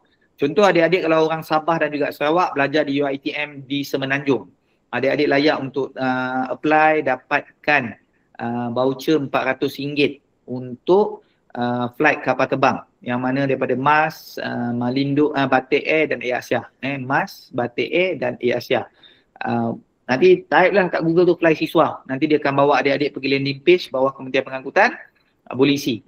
Kalau adik-adik pelajar Semenanjung tiba-tiba dapat UiTM yang berada di sebelah Sabah dan juga Sarawak pun sama, layak untuk terima voucher.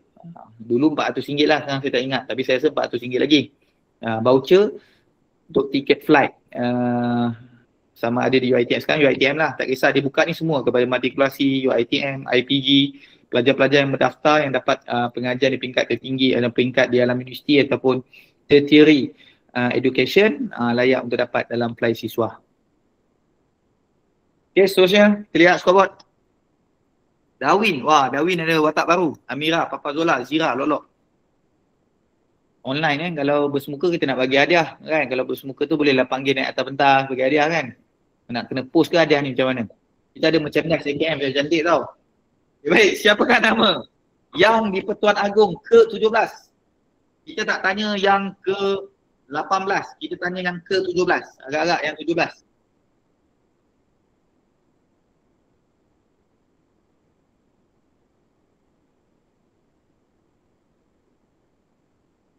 Baik, jawapan yang sebenar adalah Sultan Ibrahim. Jawapan yang sebenar Maksudnya betul lah, yang terkini tu yang ke-17. Yang ke-18, kita tengok sekarang timbalan yang di Pertuan Agong adalah Sultan Nazrin. Timbalannya, Sultan yang sebenar adalah Sultan Ibrahim daripada Johor lah. Okey, baik. Ada 9 orang tak move on lagi rupanya. Sultan Abdul Riyatuddin yang ke-16 dan Sultan Muhammad yang ke-5. Yang sebelum itu lagi lah. Baik. Daripada sini kita nak gambarkan sistem pemerintahan negara kita adik-adik. Kalau ada perasan prinsip hukum negara yang kedua yang saya nyatakan tadi, kepercayaan kepada Tuhan yang pertama, kesetiaan kepada raja dan negara. Kita letakkan rakyat kita ni setia kita hanya kepada ketua negara. Perasan tak? Orang politik ini dia akan bertukar-tukar kepimpinan yang sedia ada lah. Bertukar-tukar atau kekal dan sebagainya. Tetapi itu dalam demokrasi berparlimen. Tapi raja kita ni, kita ada sejarah yang panjang lah. Seperti Kesultanan Melayu Melaka tu lah yang paling famous sekali kan. Kadang-kadang kita baca buku sejarah kan, kita nak tengok kan ada tak apa bukti-bukti yang ada kan. Kalau kita baca dulu buku sejarah tingkatan 1, 2, 3 kan, yang ada adalah ilustrasi pelukis lah, macam mana kegemilangan gambar pemerintahan Melayu Melaka tu kan. Pada waktu itu tak ada lah gambar-gambarnya, kamera nak ambil gambar apa semua tak ada lah. So kita nak tunjukkan bukti. Kalau sekarang ni senang lah, ada gambar iPhone kan, ambil gambar bukti. Inilah sejarah yang kita cerita. Dulu tak ada, maka ilustrasi pelukis. Maka kita nak tahu macam mana betul tak wujudnya. Maka kita pergilah kat negeri Melaka, nampak kota Formosa tu. Macam mana Formosa diterbina? Daripada cerita-ceritanya adalah atas runtuhan kota Melaka ataupun atas runtuhan Istana Melaka itu dah dibakar dan sebagainya. Kat situ ada Masjid Agung dulu. Nama masjid tu Masjid Agung lah. Masjid yang ada tu dirobohkan. Kat situ juga ada makam-makam raja. Batu-batu nisan tu diambil dan kemudian dibuat kota Formosa tu. Kita pun pergi ke Melaka ambil gambar kan kota Formosa. Aku dah sampai check in kota Formosa.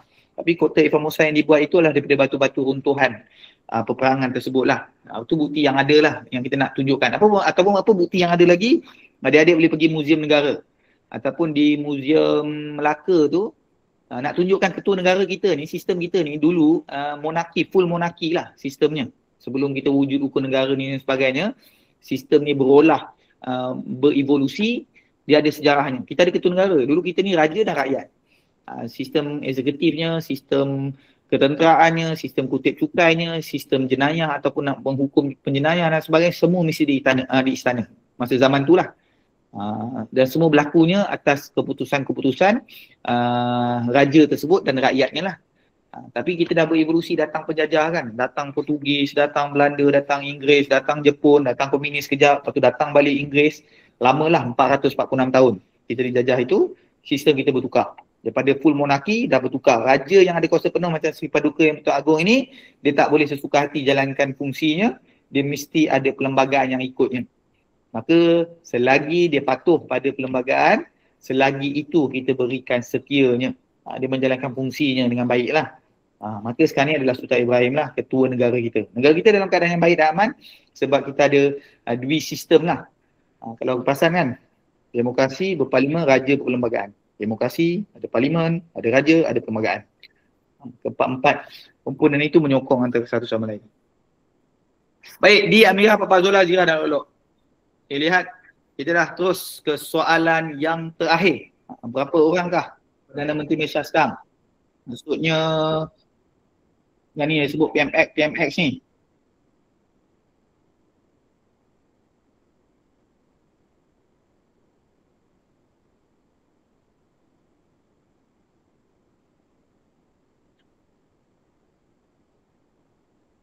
Baik, saya tak tanya jumlah, saya tanya berapa orang Perdana Menteri Malaysia sekarang.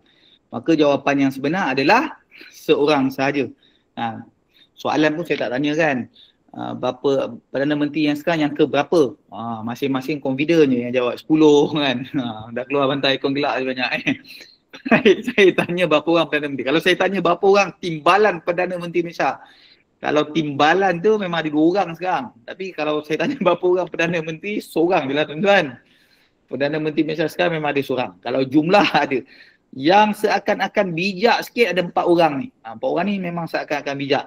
Sebab dia campur-campur memanglah ada 10. Tapi seorang tu pegang 2 kali. Perdana Menteri keempat dan ketujuh adalah orang yang sama. Maksudnya, 9. Ini AKM datang nak trick je ni. Soal akademi ni. Nak soalan trik. Sebenarnya bukan 10, 9. Baik, jawapan yang sebenar adalah seorang lah. Ramai gelak-gelak je ya. Baik, itu jawapan yang sebenar. Persoalan saya, kadang-kadang kita keliru dengan sistem yang ada. Kita keliru dengan demokrasi yang kita ada. Demokrasi di Malaysia ni adik-adik sekalian, rakyat Malaysia tidak memilih. Kita tidak memilih siapa kita nak jadikan Perdana Menteri. Perdana Menteri yang ada ini dalam perlembagaan persekutuan, kita bukan macam Indonesia ataupun United States, Amerika lah. Rakyat dia ada pada ketahuan ni. Ketawa tak habis-habis lagi. Okay, baik. Nak undi siapa? Barack Obama ke? Nak undi siapa? Nak undi Donald Trump ke? Nak undi Kamala Harris ke? Ada pada kertas undi. Maksudnya dia boleh pilih siapa rakyat yang dia nak, presiden yang dia nak. Di endon ataupun US. Tapi di Malaysia tak buat macam tu adik-adik. Maka yang pilih seorang Perdana Menteri, yang tabal seorang Perdana Menteri mengikut Perlembagaan Persekutuan adalah perkara 43/2, yang mana pada hemat ni budi bicara lah, Seri Paduka Baginda Yang Bertuan untuk pilih seorang ahli dewan, yang mana pada hemat dia tadi tu, ahli dewan yang ada tu yang mendapat sokongan ahli-ahli dewan yang lain. Itu je. So dia pilih lah seorang dalam keadaan itu. Dia tak seperti macam saya katakan tadi.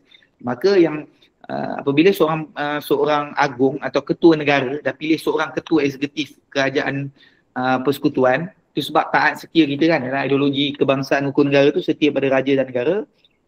Once raja titah siapa pun Perdana Menteri, kita okey je. Sebab apa? Sebab setia kita hanya pada raja tadi kan, ketua negara. Samalah dalam konteks kita ini. Orang salah faham kan, ingat kan? Orang keluarkan naratif, mainlah kita pilih seorang Perdana Menteri, dibagi pada rakyat kita undi. Tak ada adik-adik.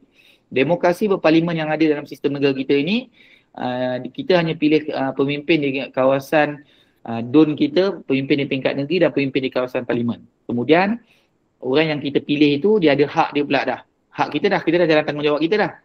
Kemudian dia orang yang kita pilih yang ada hak tadi, dia jalan tanggungjawab dia. Sama-sama dua orang bincang pula nak pilih siapa yang jadi PM sama-sama kita ni. Kemudian dia kena jumpa pula ketua negara. Terpulang pada ketua negara nak pilih pula. Maka jangan salah. Bukan kita yang memilih seorang Perdana Menteri. Itu sebab kita bagi hormat kita kepada siapa pun Perdana Menteri, sebab kita hormat kepada institusi Perdana Menteri tu. Siapakah batang tubuhnya, kita tak ada masalah. Selagi dia patuhlah dengan keadaan-keadaan syariah dan sebagainya. Okey, kita lihat nama di podium. Bagi sesi kelas pengajar umum yang kali ini, nampak yang ketiga adalah Papa Zola. Yang kedua, Lok Lok. Dan yang pertama, Zira. Wah, tahniah kepada semua. Kami nak claim hadiah ni. Yang keempat Amira dan yang kelima adalah Smile. Yalah tengoklah macam mana kita nak uruskan. Tahniah kepada semua pemenang-pemenangnya pada sesi malam ini. Tuan-puannya saya tahulah masing-masing boleh bagi tumpuan dengan aktiviti-aktiviti macam ni, saya boleh uraikan sedikit lah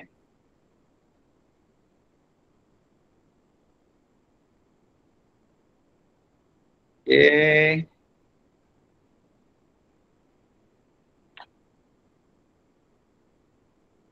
Sekejap ya.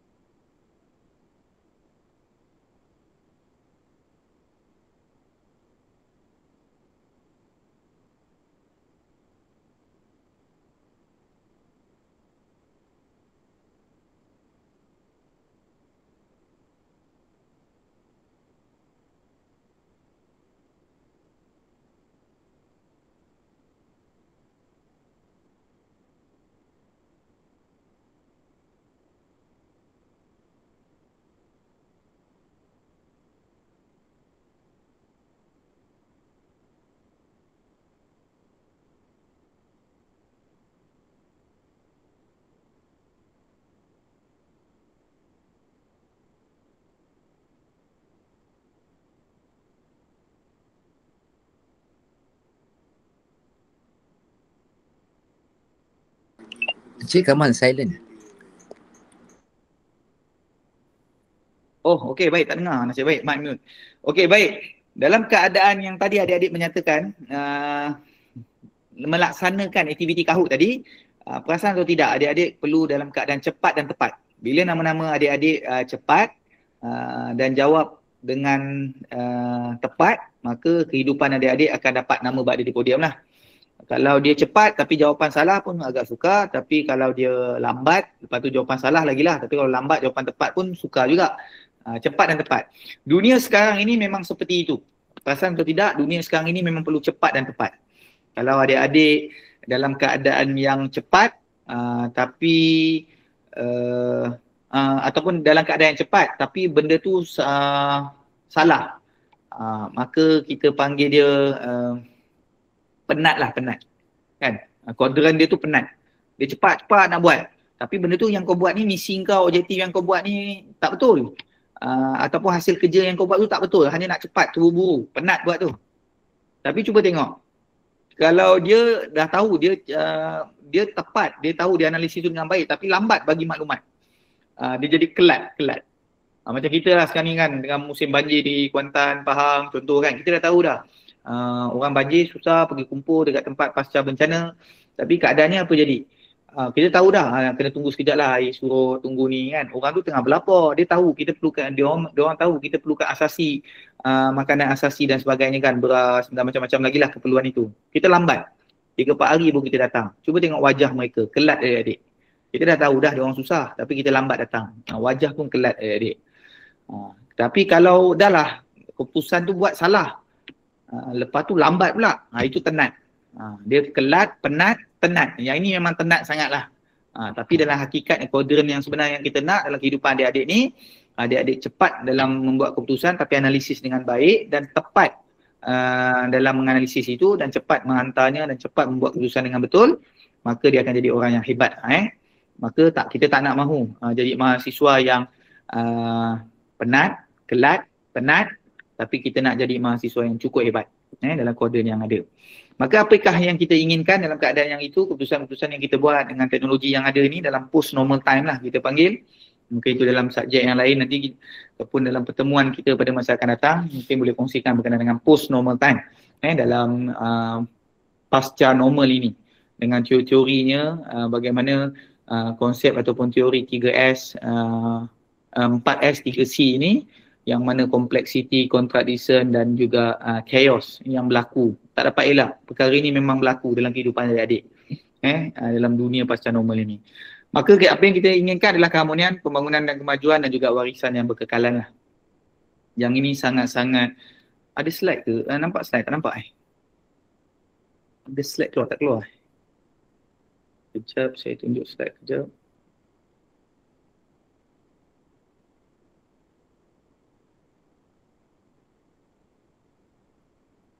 Ya, saya cuba. Oh, slide tak keluar.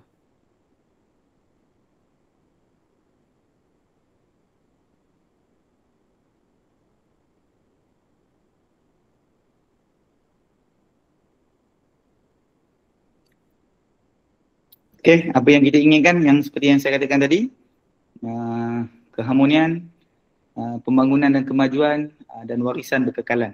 Dan akhir sekali lah daripada kami, kita sama-sama menjagalah falsafah itu bukan sekadar hanya baca, hanya menghayati sama-sama berkenaan ideologi kebangsaan, tapi kita bawa dalam kehidupan kita lah. 5 prinsip tu yang adik-adik ingat, tetapi objektif yang ada. Keputusan Kabinet pada tahun 2024, 25 Julai tahun 2024, dah setahun lebih lah. Kalau adik-adik perasan program-program rasmi kerajaan atau program-program rasmi yang adik-adik laksanakan, kita kena baca kedua-duanya. Dua bahagian lah, bahagian objektif dan juga bahagian, dulu kita baca prinsip je hukum negara ni.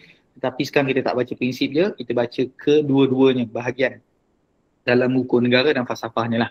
Maka dalam kehidupan ini, jaga nilai ketata kelakuan kita dengan baik, kita bawa nilai-nilai yang baik lah.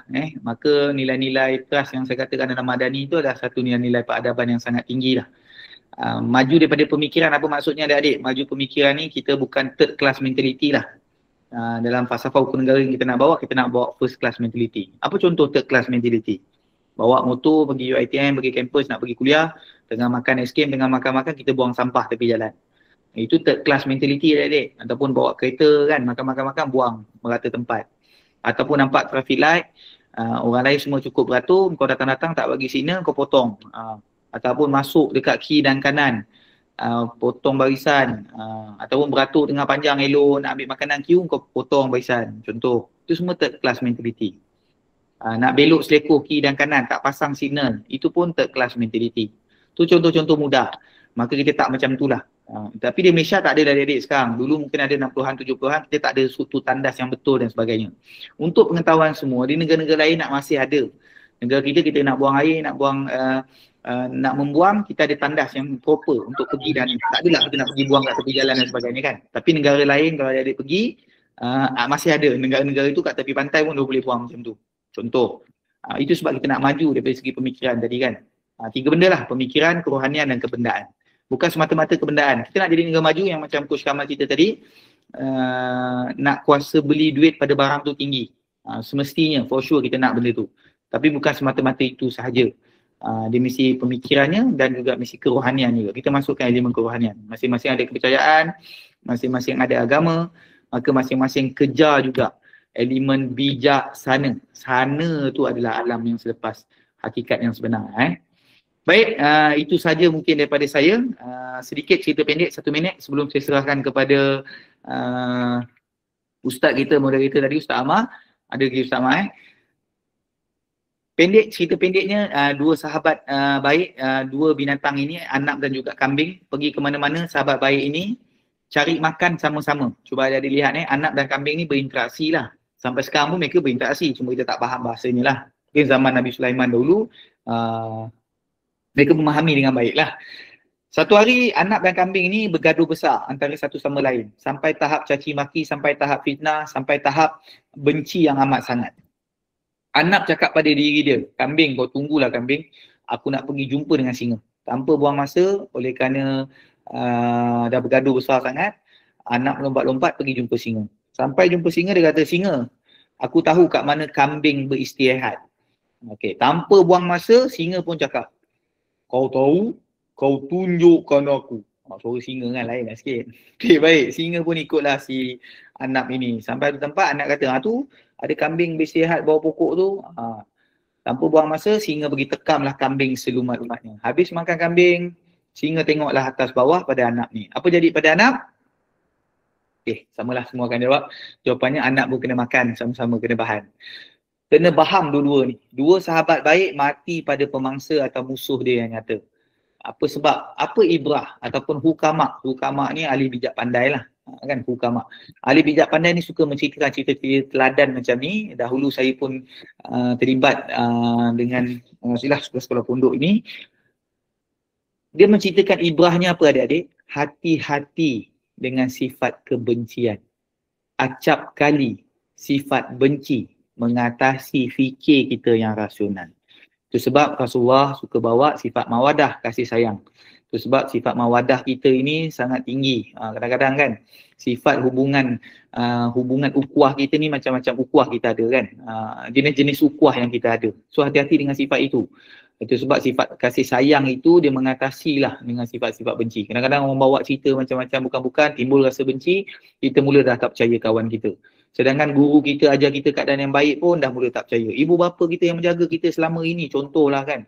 Maka keadaan pemimpin kita, cikgu kita dan sebagainya. Hati-hati dengan sifat itu, bawa ukuah kita. Kalau sesama Muslim kita ni adalah ukuah Muslimilah, ukuah sesama Muslim. Kalau ukuah kita sesama non-Muslim, kita ada ukuah insaniah. Kita kena jaga insan kita dengan orang lain.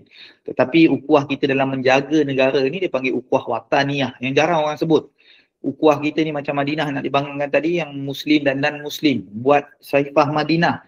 Negara ini Malaysia pun sama. Ada orang Muslim dan ada juga yang non-Muslim. Yang sama-sama kita nak bangunkan negara ini dan majukan negara ini dengan baik.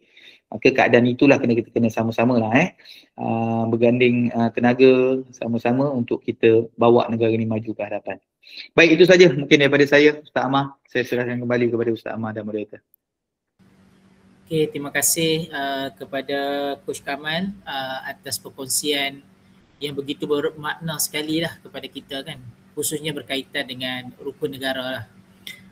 Saya begitu tertarik lah dengan satu falsafah daripada Coach Kamal tadi kan, iaitu kita menguruskan apa yang telah ditakdirkan, bukan sekadar mempertikaikan apa yang telah ditakdirkan kan. Jadi yang tu satu benda yang boleh kita praktikkan lah dalam secara individu, secara bermasyarakat, dalam keluarga dan juga dalam negara lah, dalam aspek negara. Okey, sebelum saya tangguhkan sesi webinar kita pada malam ni, saya nak buka dulu kalau ada soalan daripada para pelajar. Silakanlah kalau ada soalan kan. Kalau ada nak tanya, silakan. Ada tak?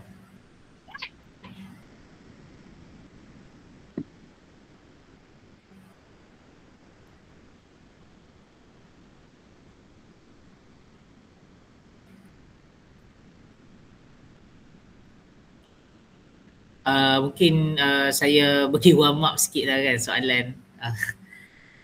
sementara nak tunggu dia orang tag tu, saya nak tanya, adakah Tuan ataupun Coach melihat kegagalan penghayatan rukun negara hari ini berpunca daripada kelemahan pendidikan dasar ataupun sikap masyarakat itu sendiri, dan bagaimana nak mengatasinya? Macam mungkin sebahagian orang tu dia hafal rukun negara kan, sebab kat sekolah kan kena sebut benda tu kan, kena berdiri kat depan perhimpunan. Ada setengah tempat mungkin tak hafal langsung, tak tahu pun. Kalau orang tanya rukun negara pun, rukun negara tu apa dia tanya kita balik kan. Jadi macam mana respon Coach Kamal lah tentang perkara ni? Okay, baik. Kita memang ada buat survey jugalah. Kita ada buat macam kajian lapangan lah. Pergi lihat rata-rata. Ada yang hafal, ada yang tak hafal. Ataupun bila kita tanya tu, masing-masing akan patah balik ke nombor satu lah. Diorang tak hafal. Tapi dia akan ingat kepercayaan kepada Tuhan, kesetiaan pada Raja. Dia akan ingat yang pertama tu lah. Survey yang kami lakukan ataupun quick poll yang kami laksanakan, nampaklah literasi ataupun celik pasal rukun negara ni dah lama ditinggalkan lah. Kalau pelajar yang dah lama berusia, dia ikut usia lah.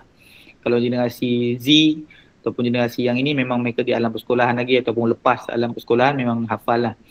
Dalam penghafalan ataupun itu ialah penghayatan dalam kehidupan mereka itu hari-hari itu tak adalah, dia tak nampak lah kan. Sebab benda itu dianggap benda itu biasa je. Tetapi dalam krisis-krisis kita dalam menghadapi konflik dan sebagainya, kita kena patah balik. Yang itu diorang jarang patah balik. Kadang-kadang mudah, paling simple prinsip yang kelima tu kan. Kesopanan dan kesusilaan kan, kita tulis. Tetapi di mana sopan dan susilanya apabila kita dalam media sosial contoh kan. Kalau dia anggap benda tu tak penting lah dalam keadaan itu sebab saya kata tadi kan patutisme adil ataupun justice patriotism. Kita kena adil pada kita. Kadang-kadang kita dalam keadaan kita bagi hujah tu tak ada masalah dalam kritikan yang membina dan solusi. Tetapi kadang-kadang kita letakkan adab kita tu jauh. Orang yang tidak beradab ataupun tidak meletakkan sesuatu pada tempatnya yang adil tadi, dia akan lawannya biadab lah. Manners tu adab lah kan. Kita nak datang adab dahulu baru ilmu kan. Maka dalam keadaan yang itu, yang itulah yang perlu dibawa lah. Adab membina peradaban. Dalam tata cara kita dalam bertata negara ini yang kita nak jaga betul-betul adik-adik sekalian adalah kita tengah nak memberikan kita panggil tausiah kita ni ataupun kita punya ni melatih diri kita untuk beradab. Itu yang lebih penting lah. Dalam kehidupan kita ini yang kita nak bawa ke depan ni dalam falsafah pendidikan negara itu, falsafah tu cantik dah, betul dah falsafah pendidikan negara. Tapi penghayatan kita nak bawa unsur ta'adib lah, ta'adib, mendisiplinkan. Kenapa pergi sekolah kadang-kadang kita tak suka kan, cikgu disiplin nak kena rotan dan sebagainya kan. Tapi keadaan itu manusianya begitu, nafsunya macam tu kan. Kalau tak diuruskan dengan baik, maka nilai adab tu tak ada. Maka yang kita nak membesar ni dalam kehidupan kita ni, akhlak yang kita ada ni adalah adab tadilah. Maka hukum negara yang kita susun untuk negara ni apa semua, untuk jaga rakyat ini supaya ada adab. Bila ada adab, kita mampu untuk membina peradaban tamadun yang lebih baiklah. Okey, terima kasih Coach Kamal atas respon tadi. Jadi kadang-kadang saya pun lihat juga kan, kadang-kadang satu kaum bukan bermaksud stabil kan. Ada negara yang penuh satu kaum je kan, tapi macam Somalia kan, satu kaum je, kulit sama je, tapi berperang tak berhenti-henti kan. Tetapi ada negara-negara yang begitu, orang kata apa, berbilang kaum kan. Kita rasa macam berbilang kaum ni macam krisis kan, tapi kita tengok kita bukanlah tak ada krisis, tapi better more lah daripada negara-negara yang kadang-kadang kita anggap yang kadang-kadang orang macam tu lah, ingat satu bangsa tu boleh aman kan. Mungkin sebab apa? Mungkin sebab sikap pemahaman ataupun intelektual kot kan dalam menanggapi benda tu kot. Coach Kamal respon Coach Kamal. Betul. Itulah, itu macam saya beritahu tadi kan, sedikit latar belakang setiap kepercayaan orang ni kan. Contoh macam Jepun lah, kita lihat kan, Jepun mempunyai nilai adab yang sangat tinggi lah kan. Di sana juga berlaku krisis kepimpinan lah, bertukar kerajaan dan sebagainya. Adalah isu-isu yang berlaku setempat, walaupun dia adalah mono etnik lah, senang cerita kan, bangsa Jepun. Tapi dalam keadaan bangsa Jepun itu dia ada banyak kepercayaan. Ada sebilangannya orang Islam sikit lah kat sana. Ada kepercayaan yang lain. Seperti Ustaz Amar cakap tadilah, kita anggapan kita kalau ada satu, dia akan elok dan semua sempurna. Dia tak seperti itu. Macam kita kalau satu keluarga pun sama, adik-beradik pun ada gaduh-gaduh kan. Contohlah, dalam keadaan yang ada itu, tapi hujungnya apa yang kita nak cari sebenarnya, yang hujungnya kan, baldatun thayyiban, negara yang kita nak bagi, kita nak dapat rahmat daripada Tuhan ini, dalam keadaan kita konsepnya memberi sebanyak-banyaknya, tapi dalam keadaan pemikiran kita jadi manusia sehingga hujung nyawa kita nak terima sebanyak-banyaknya. Keadaan itu yang tidaklah sebagai pemimpin kan. Kadang-kadang satu hari adik-adik future leaders yang akan datang, semua nak memikirkan sesuatu, tetapi dalam keadaan nak beri pada orang lain, kita memikirkan manfaat diri juga. Kita kena ikut teladan yang betul. Teladan Rasulullah pun dia bawa kata sebaik-baik insan yang bagi manfaat pada orang lain. Perasan tak? Dia tak ambil manfaat diri dia. Kalau kata nak cukup tinggi nilai martabat darjat tu, Rasulullah tu dah tinggi sepatutnya. Tapi Rasulullah tak pilih jalan material itu, jalan manfaat untuk diri dia. Tapi dia memikirkan orang lain. Itu sebab dia letakkan kan, sebaik-baik insan yang bagi manfaat pada orang lain. Kita kena ubah stigma pemikiran kita dulu lah. Apabila kita berjaya ubah pemikiran itu, stigma cara pandang ataupun world view kita ni dengan keadaan yang baik, insyaAllah satu hari nanti kita akan tahu. Walaupun nilai terkorban sikit kita ni kan, nilai pengorbanan tu adalah kat situ kan. Yang itu jaranglah kita nak ambil kan. Biasa sebab orang nak ambil nilai manfaat diri. Bila sampai dekat satu persimpangan antara manfaat diri atau manfaat kepada orang lain yang kena berkorban, kita tetap akan pilih manfaat diri. Yang itu yang macam mana kita nak ubah, transform ni. Boleh ke aku buat ni kan? Sebab pemimpin jiwa yang besar macam Rasulullah itu tunjukkan satu teladan, role model. Dia tunjukkan dia tak ambil manfaat diri itu. Sedangkan dia mampu untuk ambil, tapi dia nak tunjukkan pada orang nilai pengorbanan itu, nilai manusia yang sekejap je kat dunia ni, kita ada perkara yang lebih jauh yang kita nak bawa lah diri kita ni kan. Terima kasih Coach Kamal atas perkongsian tadi. Banyak perkara lah yang dikongsikan. Moga-moga semua dapat mengambil manfaat lah yang banyak dan dihayati lah dalam kehidupan kita sebagai warga negara, sebagai individu, sebagai ahli masyarakat dan juga sebagai seorang Muslim jugalah kan, insyaAllah. Jadi kalau tak ada soalan, insyaAllah mungkin majlis kita setakat ini sahaja dahulu. Mungkin sebelum kita tamat, Dr. Hajar ada apa-apa ke sebelum kita tamat ni? Okay, Assalamualaikum warahmatullahi wabarakatuh. Encik Kamal yang saya hormati, Ustaz Amar, Ustaz Maisarah kat sini dan juga semua para pelajar. Alhamdulillah, ingin mengucapkan terima kasih kembali kepada Encik Kamal yang masih kat office ni. Masya Allah. Masih kat office. Saya tadi pun MOU balik maghrib sampai rumah. Alhamdulillah. Tapi sangat bermakna, saya rasa bila membincangkan perspektif falsafah rukun negara dalam keadaan yang lebih besar sesuai dengan semasa dan juga sasaran yang kita ada, iaitu pelajar-pelajar yang belajar, insyaAllah. Mudah-mudahan akan bermanfaat bersama, insyaAllah. Terima kasih kembali Encik Kamal. Bukan pertama dan terakhir, ini permulaan kepada program-program akan datang, insyaAllah. Assalamualaikum warahmatullahi wabarakatuh.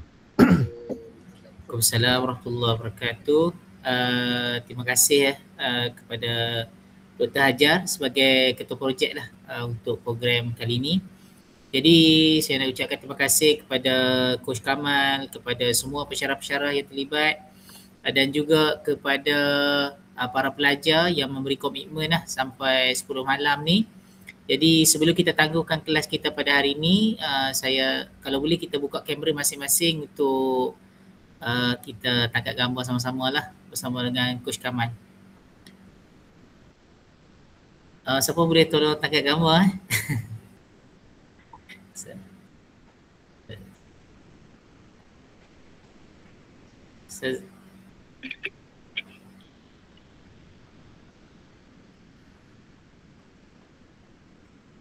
Dr. Hajar siapa tak kat gambar? Tak ingat.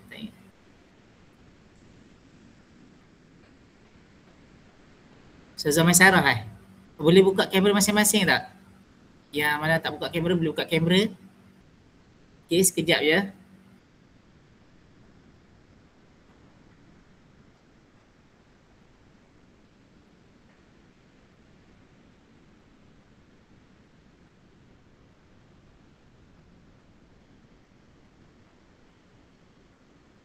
Okay, boleh buka kamera masing-masing.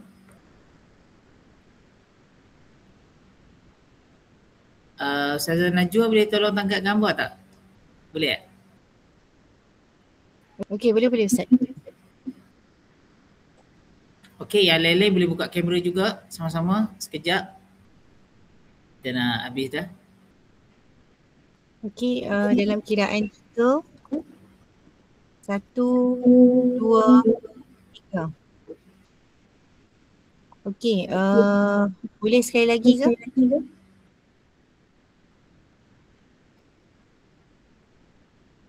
Sekali lagi mohon kerjasama para pelajar untuk on kamera masing-masing.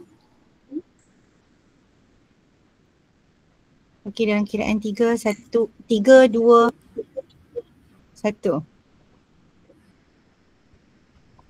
Okey, terima kasih semua. Terima kasih. Okey, terima kasih Coach Kamal. InsyaAllah kita tangguh majlis kita pada malam ni dengan tasbih kafarah dan surah Al-As. Subhanakallahumma bihamdik asyhadu an la ilaha illa anta astaghfiruka wa atubu ilaik. Jadi sekian, Assalamualaikum warahmatullahi wabarakatuh. Waalaikumsalam. Terima kasih juga pada semua. Terima kasih. Baik. Okay, terima kasih. Terima kasih Coach Baik, sama Ustaz Mah. Terima kasih banyak Ustaz Mah. Dr. Hajar, terima kasih banyak atas jemputan. InsyaAllah. Jumpa esok insyaAllah. Assalamualaikum. Baik, esok insyaAllah. Adalah itulah kata basically apa yang